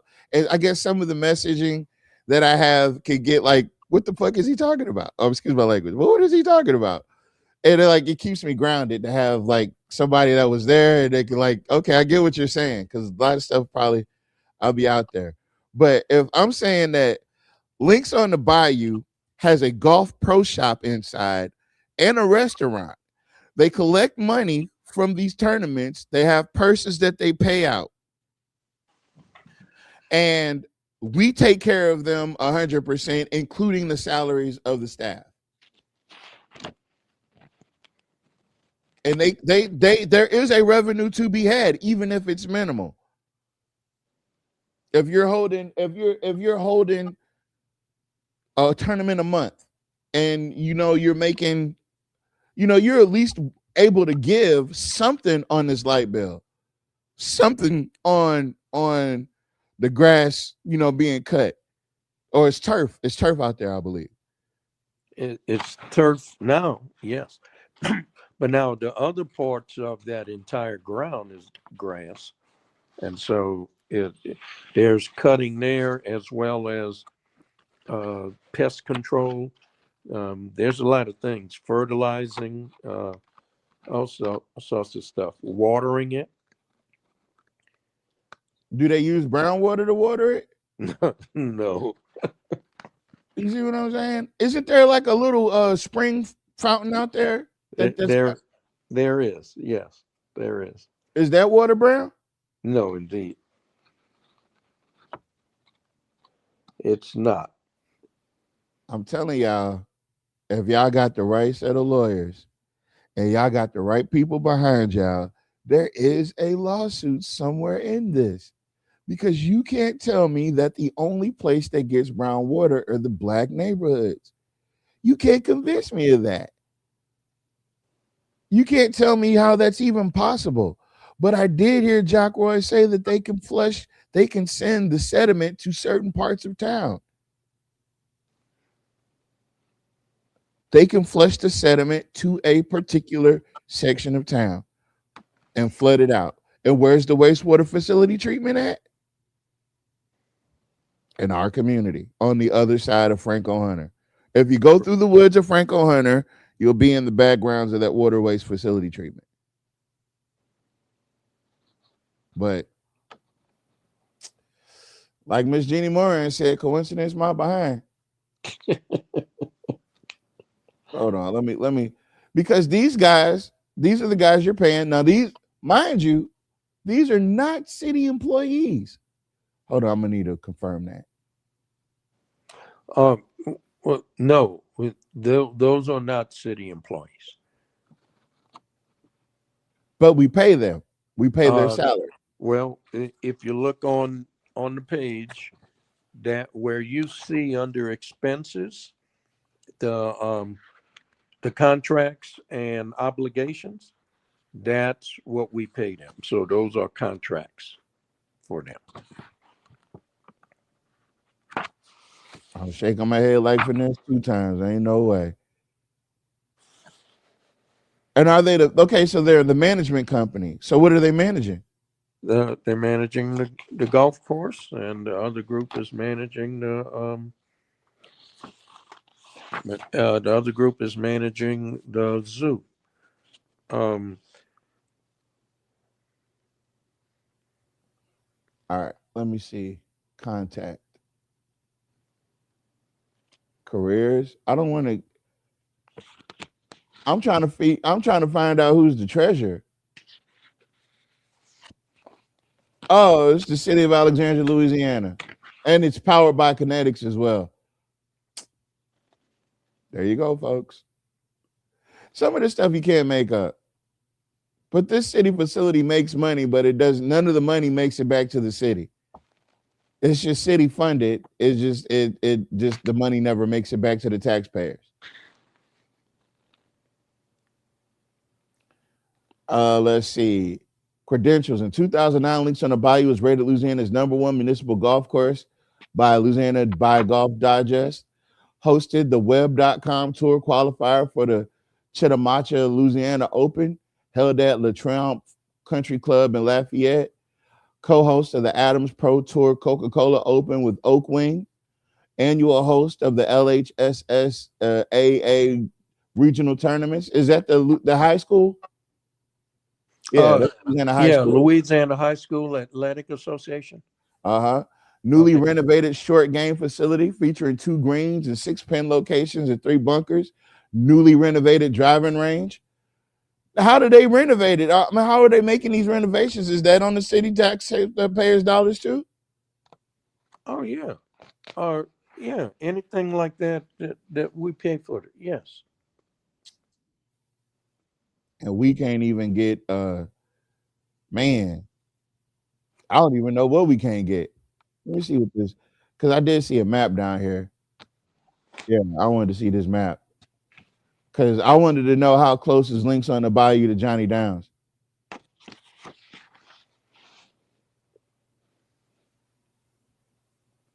Hold on. I just saw the map. Oops. I didn't mean to do that.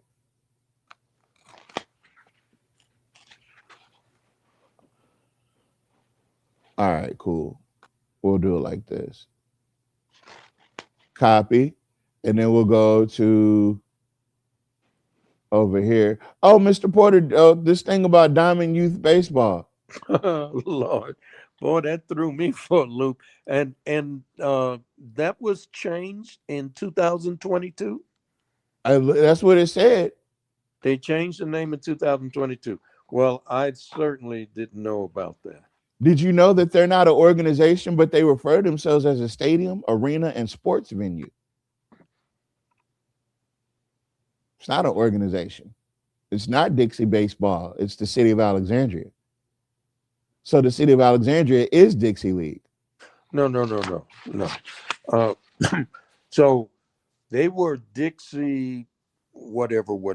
I think at one time they were referring to everything they had as Dixie Youth Athletics, but apparently that might have just been something they were calling the overall composite of what they do. That wasn't actually part of their name, but you would see Dixie Youth Athletics, and they had the different age groups, and the baseball for the boys, the softball for the girls, the what do you call it, skills camp, the summer camp, the travel leagues. So they had all of that listed under Dixie Youth Athletics, all the stuff they offered. But now their name, I mean, look, they are not part of the City of Alexandria municipal government. Now, if they call themselves City of Alexandria Diamond League, then that's fine. You know, they're using that name. But I tell you what, Tavares, I would have to see if there were new contracts put before the city council that formed a joint venture with the Diamond League. Now, in the past, it was always cooperative endeavor agreements, and that agreement, that was a peach. It gave them exclusive use of the field. Nobody else could use it, and they didn't pay for anything. You know, so just like what you're reading off for the golf course, the sports complex is the exact same way. Mr. Porter, I don't know how you got to it that quick, but I just realized something. Right? So let's look at I'm looking at the golf course right now, 271 Vanderburg, right? Yeah. Or am I? or am I? Because what's the address here for Diamond Youth Baseball? 271. It's the same address. So they're using, what are they using as their They're address? using the golf course's address. Wow.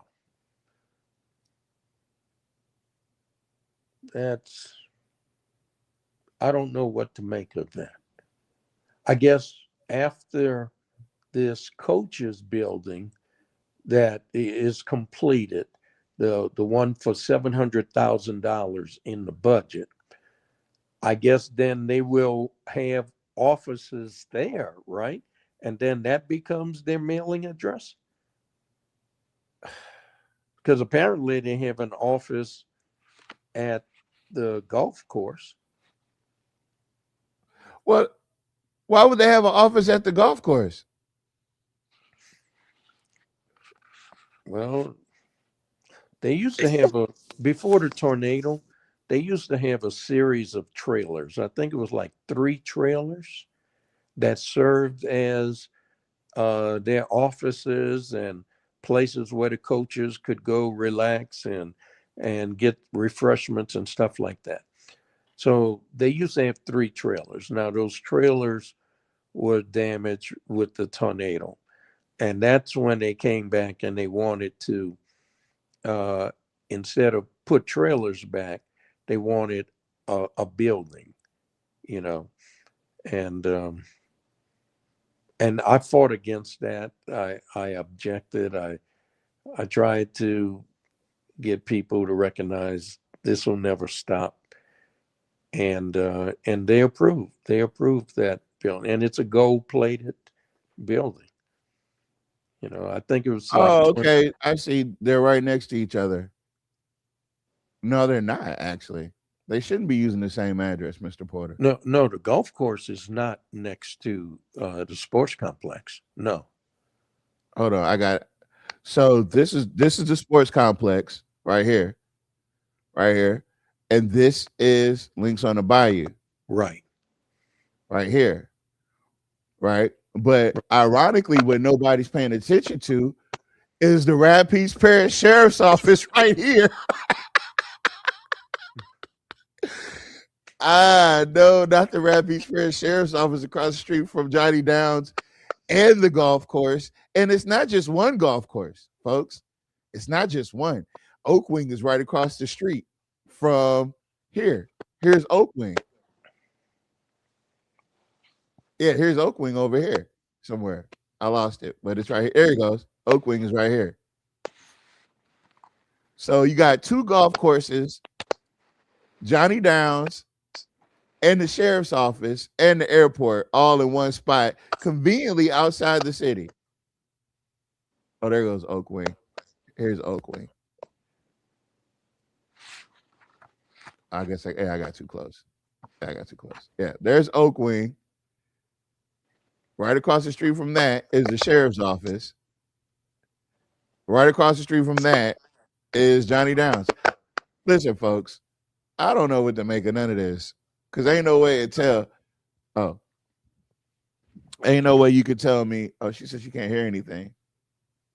Can you guys hear me? I can hear you. Okay. Yeah, there's no way you could tell me. I don't understand. Let me just answer a question you posed a while back. I've been looking it up as we've been talking. So I cannot find a separate personnel sheet in the budget for the golf course. But now there is one for the zoo, and that's 24 employees. So 24 city employees work at the zoo. But I don't see anything for the golf course. Now, under a different department, they got one position for the golf course, but I don't see a sheet for the golf course. So that tells me Maybe it's contracted. But what were you going It's to say? all exactly. It's Oh, all contracted. I learned that from y'all. You what now? I said I learned that part from y'all because they Yeah. do a lot of bidding, bids and contracts and things like that. So if you don't see the personnel for it, then it has to be in the contract section of the golf course fund. So on page 27, down at the under expenses, operating and contractual, Yeah, that one. it's $885,000. So that's what we're paying the people to operate the golf course, but they are not city employees. So it's a city property. We pay them to operate it, and it loses money, and we have to supplement it by about 336,000 a year. That was last year, and they're projecting we're going to supplement it 250,000. But it hadn't been that low since 2023. 2023 was 212,000. So this, wherever you see inter-fund transfer, that's money coming either from the utility profits or from the general fund, and it's going into these areas.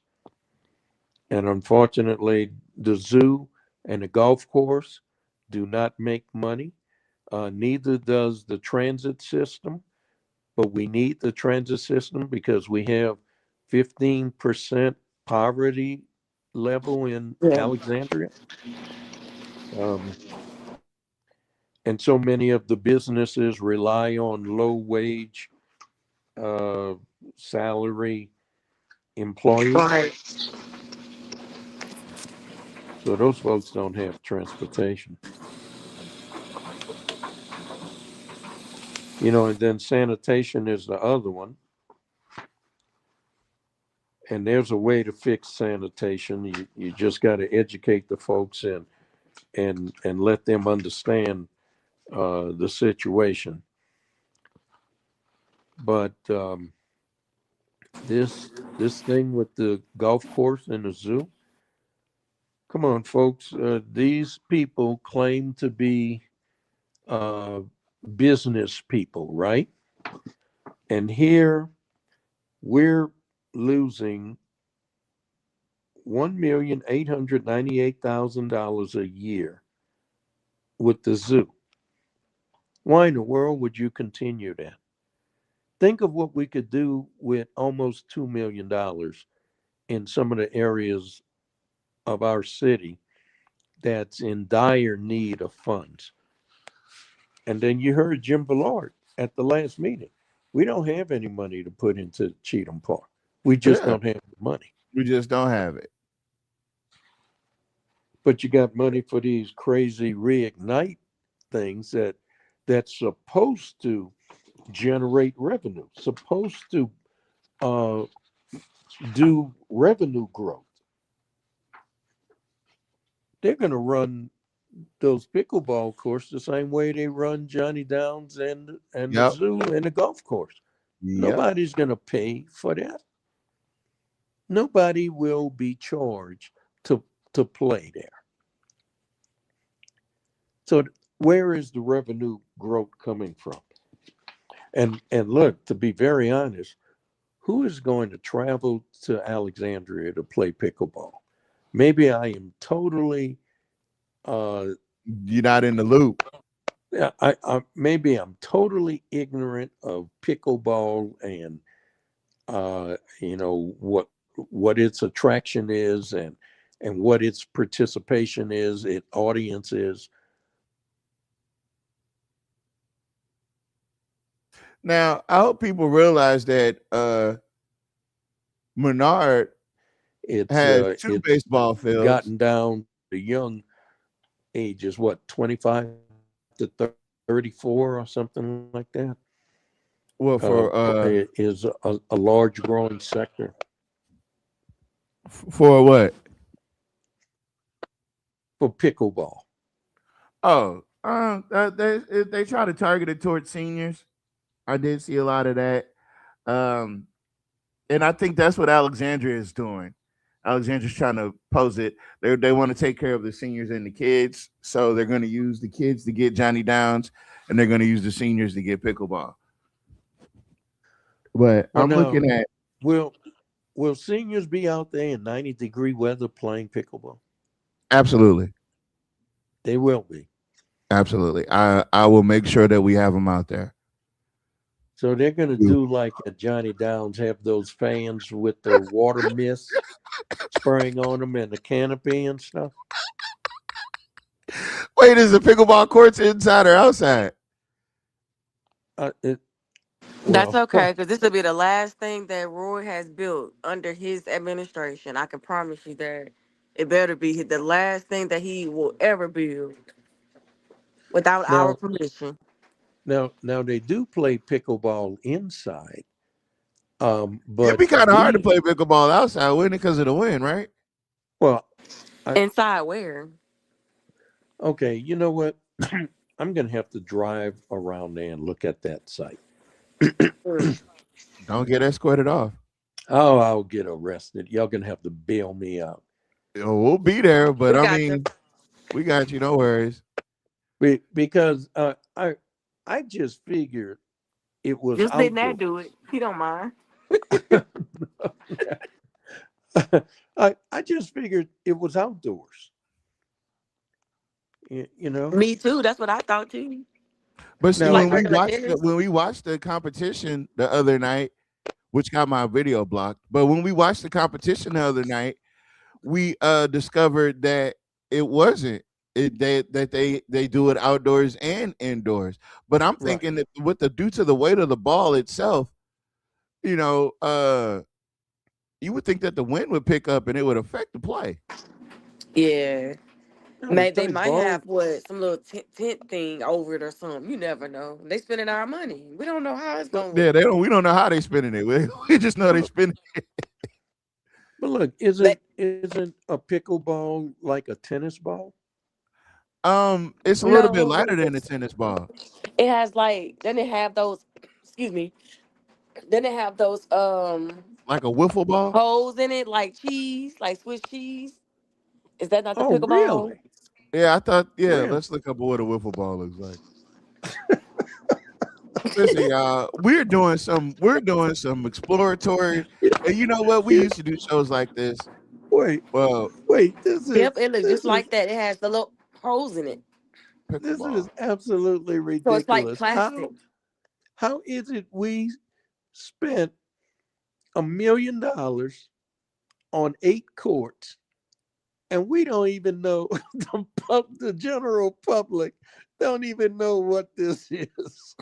Don't even know what a wiffle ball looks like. Just like that dog park, ain't nobody gonna be there. So you can't play this outside. You can't play this outside. You like if you play this outside, you have no. Listen, guys. It's literally a wiffle ball. It's a wiffle ball. That's what it is. It's on the screen. It's a wiffle ball. Okay, I'm trying to see.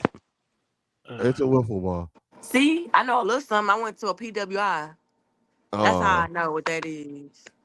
What is a PWI? I went to a mixed school. A primary white institution. Yeah. That's how I know what a pickleball is. Because they used to have the events during the week. You know, the free events during the week, exercise. So, you know. Really? Yep. Pickleball is a newly introduced an emergency. It's not something I did. I watched them do it. I didn't do that. Sport which was later developed.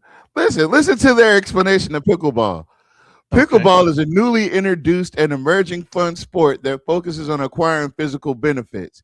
It was later developed into a sport, but later it was officially introduced as a sport, which was later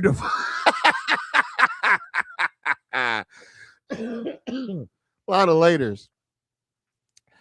All right, what is pickleball? Pickleball is an American game that represents tennis. It uses short-handed paddle bats to hit perforated balls across the net. Well, the history of the game is quite interesting. The game began in 1965 in Bainbridge. I don't care about this. That's a pickleball court, and we got 8 of them. We got 8. That shit looks expensive. Well, I'll tell you what now. Well, I mean, people play tennis out in the heat. So I guess Yeah, they'll but play. tennis balls are heavier.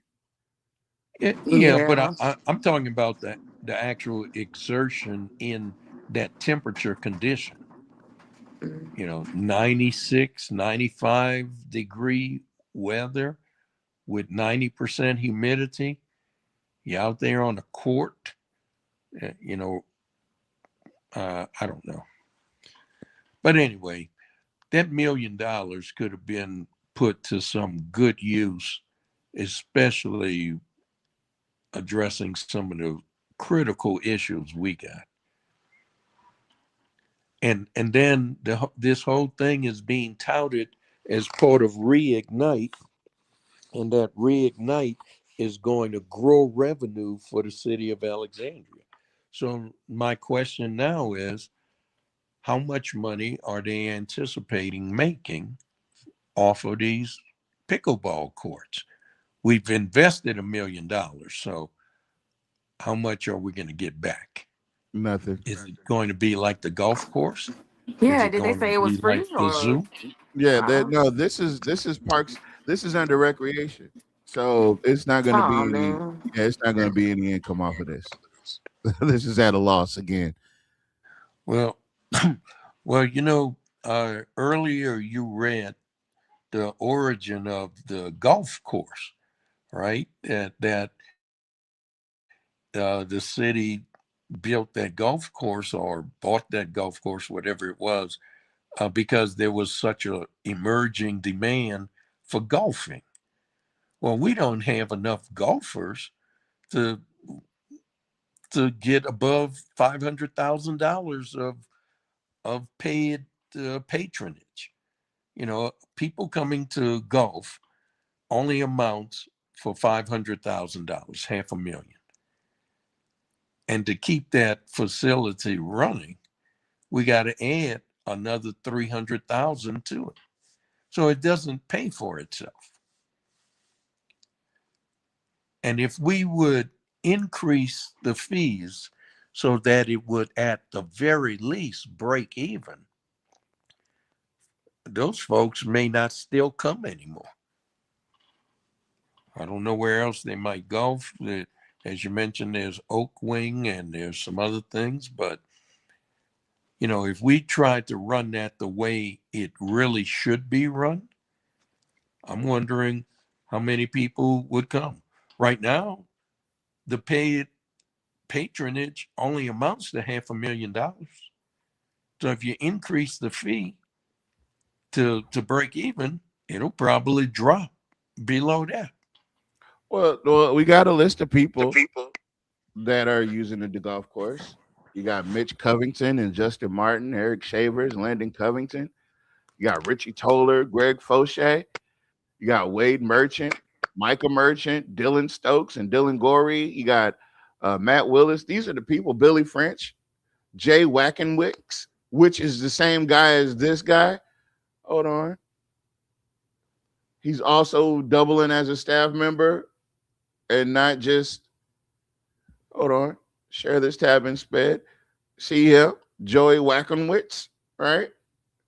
Now, share this tab and sped. Where is he at? Oh, Joey Wackenwicks. Where'd he go? I know he's there somewhere. Let me zoom in. Yeah, there he goes. That's Jay Wackenwicks. Whatever. I think it's the same person. Who cares? But yeah, these are the people that are using this golf course. These are the people that care about it the most. So they're the ones that are going to have to foot the bill for this. Oh, they are footing the bill for it. That's right, champs. $40 per player or $70 per player if you're from the public. Where's this Okay. money going? Well, look, let's just take the $70 per player. So the golf course, the golf course, has a budget this year of $961,000, right? So at $70 per person to play a round of golf, you take that 961 and divide that by 70, and that tells you how many people in 1 year would need to golf at that facility just for us to break even. You know, that's just to break even. So you're talking a lot of people. How many? So, well, let's see, 70. So we got 70. Shamir on the. Shamir got a calculator. We ain't gonna put your head through that. I'm not by my computer. Ah, My Going to bad. 10,000, Now I gotta go to bed soon. 15,000 people. 15,000. So $1 million could have went to flooding or brown water. Remember, Jock Roy said everything he does is not going to make money. Oh, that is it. He did say that. We are paying for their heaven on earth. So the public pays the taxes and has to pay to play. That's double dipping. You're correct. That is correct. And he knows that black people aren't going to come out there. And we know whose name I'm surprised not to see on here is Jeff Hall. Because I asked Jeff Hall personally, what was he going to do about funding the I literally asked him. Oh, well, you know, there's a lot of people that like to go golfing. And he laughed it off and walked away. Who knew the people that he was protecting? Well, Mr. Porter, were you aware of this, of this gambling thing that they got going on out there?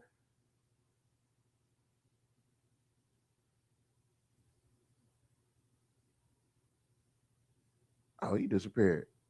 Damn. So yeah, man. Playing in y'all faces. He might have to go. He might. So the public pays taxes and has to pay to play. That's double dipping. Yeah, It is. Absolutely. The So fact that Holy Savior Menard has 2 baseball fields. Or that looks like a shot put. Yeah, a shot put. wow. Where's the other one? Those two right there? Yeah, this is their baseball field. Really nice, Wow. isn't it? That's nice. I like the colors. And then there's their shot put field. Then they have tennis courts, right? Is Then they that got a football field. Mhm. Now go to Peabody. Can you go pull up Peabody? Let's see. If I go up this street, I gotta go all the way to the south side. Hold on.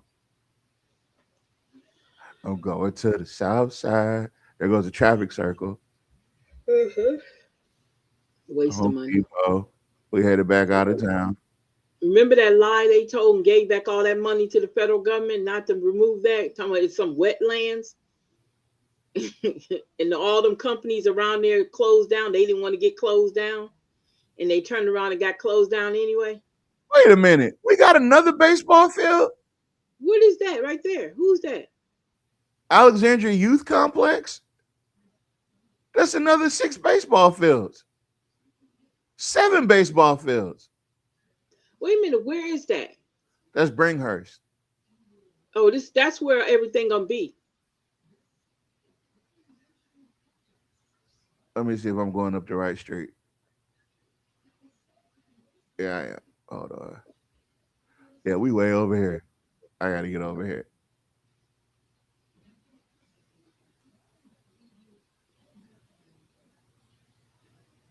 Here we go. And here goes Peabody Montessori. Right up the That's street nice. from that is Peabody. Somewhere in here. It can't be, Tavares. Yeah, it is. It's Broadway. It's got to be.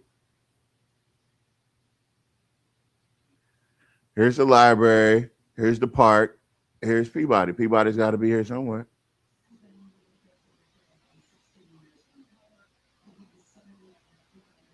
Let me zoom out. Peabody, no, it needs to be next to a park, across from a park. Because remember, Cheetah Park is directly across. There we go. I didn't go down the street far enough. Never mind. Okay, all right, so here we are at Peabody. What does Peabody have? They got a baseball field. Is that Cheatham Park? That's Cheatham Park right there. Park, right? Mm-hmm. And a baseball field. We used to have they used to have a swimming pool, but they turned that into a basketball court. But the swimming pool is inside. They got a swimming pool inside Peabody? Yeah, it's inside. It's not outside. It's inside. Well, the other one used to be outside. And then that's the track right there. That's the football field and track. Football field, right. So if you look at a map, it looks like Cheatham Park is actually inside of it's right across the street. It's in Peabody's parking lot. Yeah, that's what I'm saying. It's just no, it's not really, but that's what it looks like. It is. Yeah, it is. This is the parking lot for Peabody. This is Peabody. This is the parking lot. This is the parking lot. They share the same parking lot. So my issue is, so why didn't Cheatham Park be brought by? Why didn't Peabody buy Cheatham Park a long time ago? I mean, not Peabody, but the Board of Education, whatever you want to call it, school board. Why didn't they go ahead and buy Cheatham Park? Why didn't the city just give them Cheatham Park? Yeah, he could have gave them to, and they give everybody else stuff. So why couldn't they give that to Peabody? Yeah, you they paying for everything else. Everybody, people want to put on this perception that people down in lower areas don't pay nothing. They don't put nothing in. That's the mentality a lot of people homes have. Out here. But these that's are not homes out here. Yeah, that's what I'm saying. People pay taxes, sales tax, people pay property taxes. So they have a right to have things, but that mentality they have about areas that are what we call marginalized or impoverished, they act like they don't pay no taxes on nothing. Why on the other side gets a whole bunch of not plain welfare, but corporate welfare. Now, I don't care what y'all say. Johnny Downs, Dixie League and all that, they're being tax exempt because if they are nonprofit, sports, they're getting tax exempt status. So what's telling them they can't put something in the pockets of the city when they make it? We should have never let that happen. Well, we weren't around, so we didn't even know that until actually Mr. Porter brought all that to our attention. If we would have known all this time y'all paying for something that you can't even use, that's crazy. That is crazy. That's 1950 type stuff. Because y'all got to remember, back in the 1950s when they was doing Jim Crow, people were working every day. People were paying taxes too. We were working and paying taxes no matter how much we were making. And we still didn't get a chance to use stuff because of Jim Crow and redlining and all that. We still had to pay property taxes. We still had to pay sales tax. We still had to pay for things all the time. We talk a lot about these highways and how they literally come through our community and just slap highways right through the middle of our communities, separating our communities. That's what that was done. That started back. Oh Lord, back in the day, they started doing that, and that was nationwide. That wasn't just here in Louisiana. That's nationwide. Wherever there is an African American community, there's always a highway going right through the middle of it. You're going to always see a highway split them in half every time. A guy was doing a study on that, and he said, if you notice, they always put highways in between Black communities, separating every time. And it's almost like the way they got it set up is like they got us cornered off. Well, they got us put it up against the river, and now They don't even want us to be. This is all District 3, right? They don't even want us to be a part of this. Like I mean, I keep saying they, but you guys know what's going on. I don't really want to go too far into detail, but y'all know what's happening. Y'all see what's happening. Y'all see what's happening. So I don't know, man. I don't know. I know y'all got a lot of decisions to make, and I'm just trying to make y'all aware of the banana in the tailpipe. That's it. I don't want y'all to ever get screwed over the way Jock and the way Jeff and the way Reddix and the way Roosevelt and the way Gary and the way all these people have screwed y'all over. And like Nat said, you need one strong candidate. But Now, also talk about, okay, I don't know if y'all know this, Nat was mentioning earlier about the idea that all the seats up for the school board, they all termed out. They're all termed out. So everybody got to get off the school board. Yep. Now, I know that there's going to be a mad rush of colored Negroes want to go jump up there on the school board. But again, if you screw up on the school board choices, right, you got people that aren't any good at anything running up there to make decisions for your children. Man, I hope y'all don't turn that shit into no popularity contest.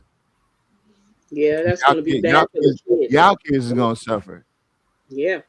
It's going to be y'all children because you hung out with him, or y'all drinking buddies, or whatever the hell y'all might. He used to sell you dope or whatever it is he used to do with you, and y'all going to make him or put him or her up on the position to make decisions for the children.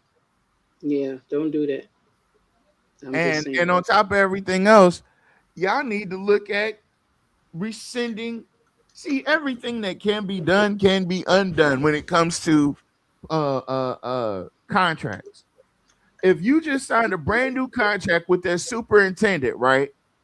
Mm-hmm. You get an all new school. You know what he's gonna do? He's gonna try to get a school board he can control. That's what he's gonna do. Yeah. He's got a it's a power vacuum. He's about to take full control. Your kids are gonna be over there. They're gonna be by Johnny Downs, all right. Hold on, let me show you where they're gonna be at. Yeah, they're gonna be right by Johnny Downs, right over here at Renaissance. What a thing to say. Well, I mean, that's the goal, ain't it? Yeah. Yeah, that's why he got up with him. That's why him and where's Renaissance at? It's right up the street here. Somewhere over here. Who cares? But y'all get my point. You catch my meaning. All this open land, no wonder they trying to build out there. Boy, they want to make sure don't nobody come out here. What is this? Why I keep turning colors? What is that? Oh, okay. It's a Alexandria. What is this? Alexandria Country Day. Oh, that's Country Day. Oh, look what I found. Pickleball. Oh, wait a minute. Wait. That's a baseball field. Yep, it used to be a baseball field. Sure There's is. a pickleball court. Why everybody got everything, but I'll leave that alone. You don't see no basketball courts over here, do you? What is this right here? Is that a hotel? Is that another pickleball court? No. Man, y'all need to do this over because a lot of these parts of Alexandria we don't never get to go to because we'll get arrested and pulled over.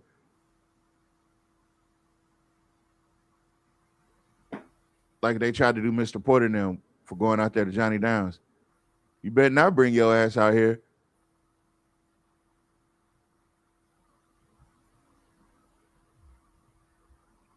Let's buy you Rapids back here. Let's see what's over here. about to get out of y'all hair. Yeah, but we just want y'all to recognize that there's other parts of Alexandria that are getting served way better than you ever did. Matter of fact, the reason that they're getting served so well is because you're giving them the money to do it. So, was that the airport? Yeah, that's the airport. It looks like an airport. It might not be. You never know. They might. Oh, it is an airport. They might got some hidden shit that you ain't never seen before. So yeah. But guess what? I don't see any major highways going through the middle of their neighborhoods. Matter of fact, it looks like I-49 curves around the natural landscape of that area. And it just flows it just slides very pretty through, no splitting of neighborhoods, no nothing like that. There's the interchange, right? Everything's all nice and neat. But boy, when you get down here, they're like, it's a bunch of black folks. Let's go ahead and cut through it. That's eminent domain. Yeah. And look, MacArthur Drive came through and did the same thing almost. But we're not going to get into that. All right. Yeah, we've done enough tonight. Hopefully I didn't confuse y'all. Moonbelly Mama Wellness? What is that? Sound like some weird shit. What is this? White Oak Funeral Home. Oh, this is Masonic Drive. Okay, I know where I'm at. Yeah, I don't see what is all this land? What is this?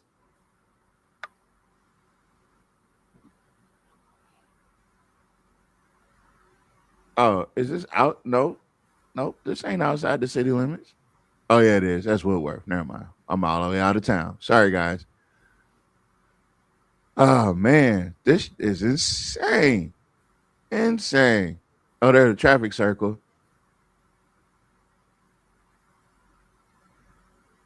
Insane. But yeah, I'm gonna go ahead and put a cap on that. Guys, we'll be back Wednesday night. I want to thank everybody for joining us. Thank you, Mr. Porter, for clarity. Thank you, Miss Alita, for whatever.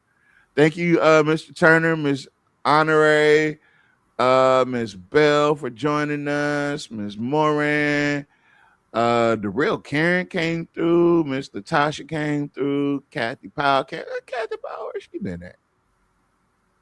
All right, well, good to see you. Miss Jackson was here. Miss Finley's always here. And Miss Linda was here, and Miss Adrian was here. Yeah, thank you all. Thank you, Miss Battles was here. Yeah, appreciate you all for stopping by. Make sure you share this out, and we'll get more into this Wednesday show. It was something else. Oh, I know what it was. If I found out any one of you colored mother was over there at that damn Louisiana oil and gas industry is keeping watch on the stalemate over the Strait of Hormuz. I'm reading headlines right now. I'm sorry. Oh, man, a massive $10 billion lawsuit in the Kendrick Johnson death case. Is expanding to include the judges, the court, and basically the whole justice system. Well, now, go get it.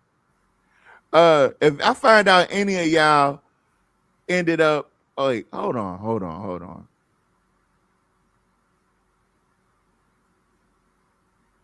A Rio Fleming. Oh, I know what it was because I looked up that damn Johnny Downs. Now all of a sudden I got all these people that are doing come and get this work. Phil, it's got to be a black guy. Yeah, it's got to be a black guy. I knew it was a black guy. Yeah, so yeah, he found him a nice little niche, $40 per kid. So he does training. All right. Smart thing. Stop. All right. But anyway, yeah, if I find out any one of y'all went to that $250 crawfish meet with Jock, I'm going to expose you on this show. I promise you I will. Stay from over there. Wait a minute. What did you say? I said if I find out any one of y'all colored people, if I find out any one of you coloreds ended up over there at Jock Roy's $250 crawfish bowl, I'm gonna put you on blast. I promise. Mr. Porter, are you out of town? Yes, I am. Okay. Ah. Gary, When you Gary, said it. Gary, Gary, I know you're gonna be there, Gary. Don't do it. Gary, listen, sit this one out. Because it's already bad enough you got a cosign from him. He already endorsing you and y'all running mates and shit. Don't show up to that. Bro, listen. Don't do it. Don't do it, Gary. The Don't people leave Gary drag out. you- they're Don't gonna leave drag you Gary out. I mean, around don't this. just say Gary. Don't you dare just say Gary. Come on now. I feel like Gary would be the main one that would show up. Like that's the one black person I would expect to see there. I expect Sterling. I expect Sterling Brown to be there. Let me think. Who else? It's a $250 minimum, whether you come with somebody or by yourself. And I want to make sure that we keeping track of this. Why? Because the campaign finance reports. He's campaigning. Yeah. So we want to keep an eye and make sure that everything's above board, Jock. Because if it's not, Jock, I don't give a damn how many people you got working for you or work with you over there at the board of ethics board for the state. I don't care. I don't care how many K. Miguel steps down and putting their friends up there just to get past. Never mind. I'm gonna leave that alone.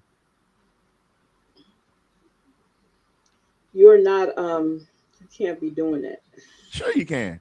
If they can, I can. It's cool when they do it. It's a problem when I do it. That's crazy. You can't be doing. Anyway, I appreciate everybody. Mr. Porter, you got any parting words? No, I think it's great that you guys go over the budget in the detail that you do because you're the only ones that's really doing it. And Ms. Finley, I really appreciate your input to all of that. So we're really, making people much more knowledgeable on what's happening to their money, and that's a very good thing. So, one last thing, everybody, check your voter registration status.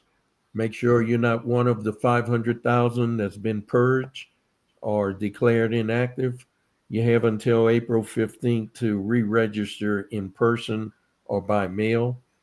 So check it and check for the folks that's in your family. And all you need to know is their first name, last name, the zip code that they registered under, and the month and the year they were born.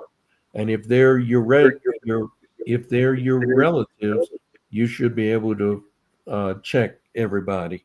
And if they're not registered or if they're inactive, get them re-registered, and so that they can vote. Mr. Porter, do you know where Wycliffe Way is? Wycliffe? No, I don't. Do you know where the Wycliffe Park green space is? I don't know that either. No. I'm looking at these houses. Every house in this neighborhood has a swimming pool. Every house. Every house has a swimming pool. Yeah, I'm not familiar with that area. Every house has a swimming pool. Where are we at? Where is this at? It's in Alexandria. Huh. Did we just, it's over here by Compton Park. It's over Wimbledon, Windermere, Wycliffe Green Space is off of Windermere. Oh, okay. So that's that new subdivision. Oh, okay. If it's what I think it is, that was the subdivision that was hiring the off-duty APD officers to patrol their area. That would be a brand new subdivision. Hold on, I from found it. Here it Coliseum goes. Drive or Highway 28 down to Twin Bridges Road. So, oh, it's right across the street from Menard. I was trying to figure out why the hell everybody got swimming pools. Hold on. Let me do the satellite. I was trying to figure out where is this at? Everybody's got swimming pools. That guy's got a swimming pool. These people got a swimming pool. That guy has a swimming pool. These people have a swimming pool. There's a swimming pool. There's a swimming pool. There's a swimming pool. Here's a swimming pool. Every house, there's a swimming pool. There's a swimming pool. There's a swimming pool. Everybody's got a swimming pool. There's a swimming pool. There's a swimming. What the hell? We got people living like this out here in Alexandria. Oh man, damn. No wonder they don't want nothing to do with us on when you cross MacArthur. When you cross MacArthur, they done. That's it. And this must be off Jackson Street, huh? Yeah, this is off Jackson. Damn, everybody in the neighborhood got a swimming pool.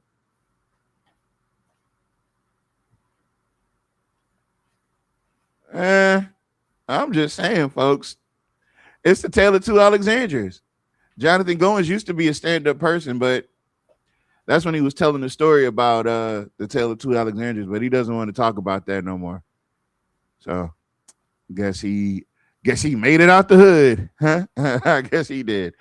Oh, it's in Charles Park. Yeah, well, what do you know? Hopefully those people feel like how they're being treated is fair, and I hope they're happy with their life. Now, I don't have anything bad to say about them. But on that note, folks, you know what we're about to do. We're about to get out of here. About to let everybody go. I'm about to go watch wrestling. And I want to thank everybody for joining us. And don't forget, Mondays, Wednesdays, and Fridays, we typically do this thing here. But there may be times where we have to change the schedule. We don't know about Friday night show, so we'll try to do a Thursday night show instead.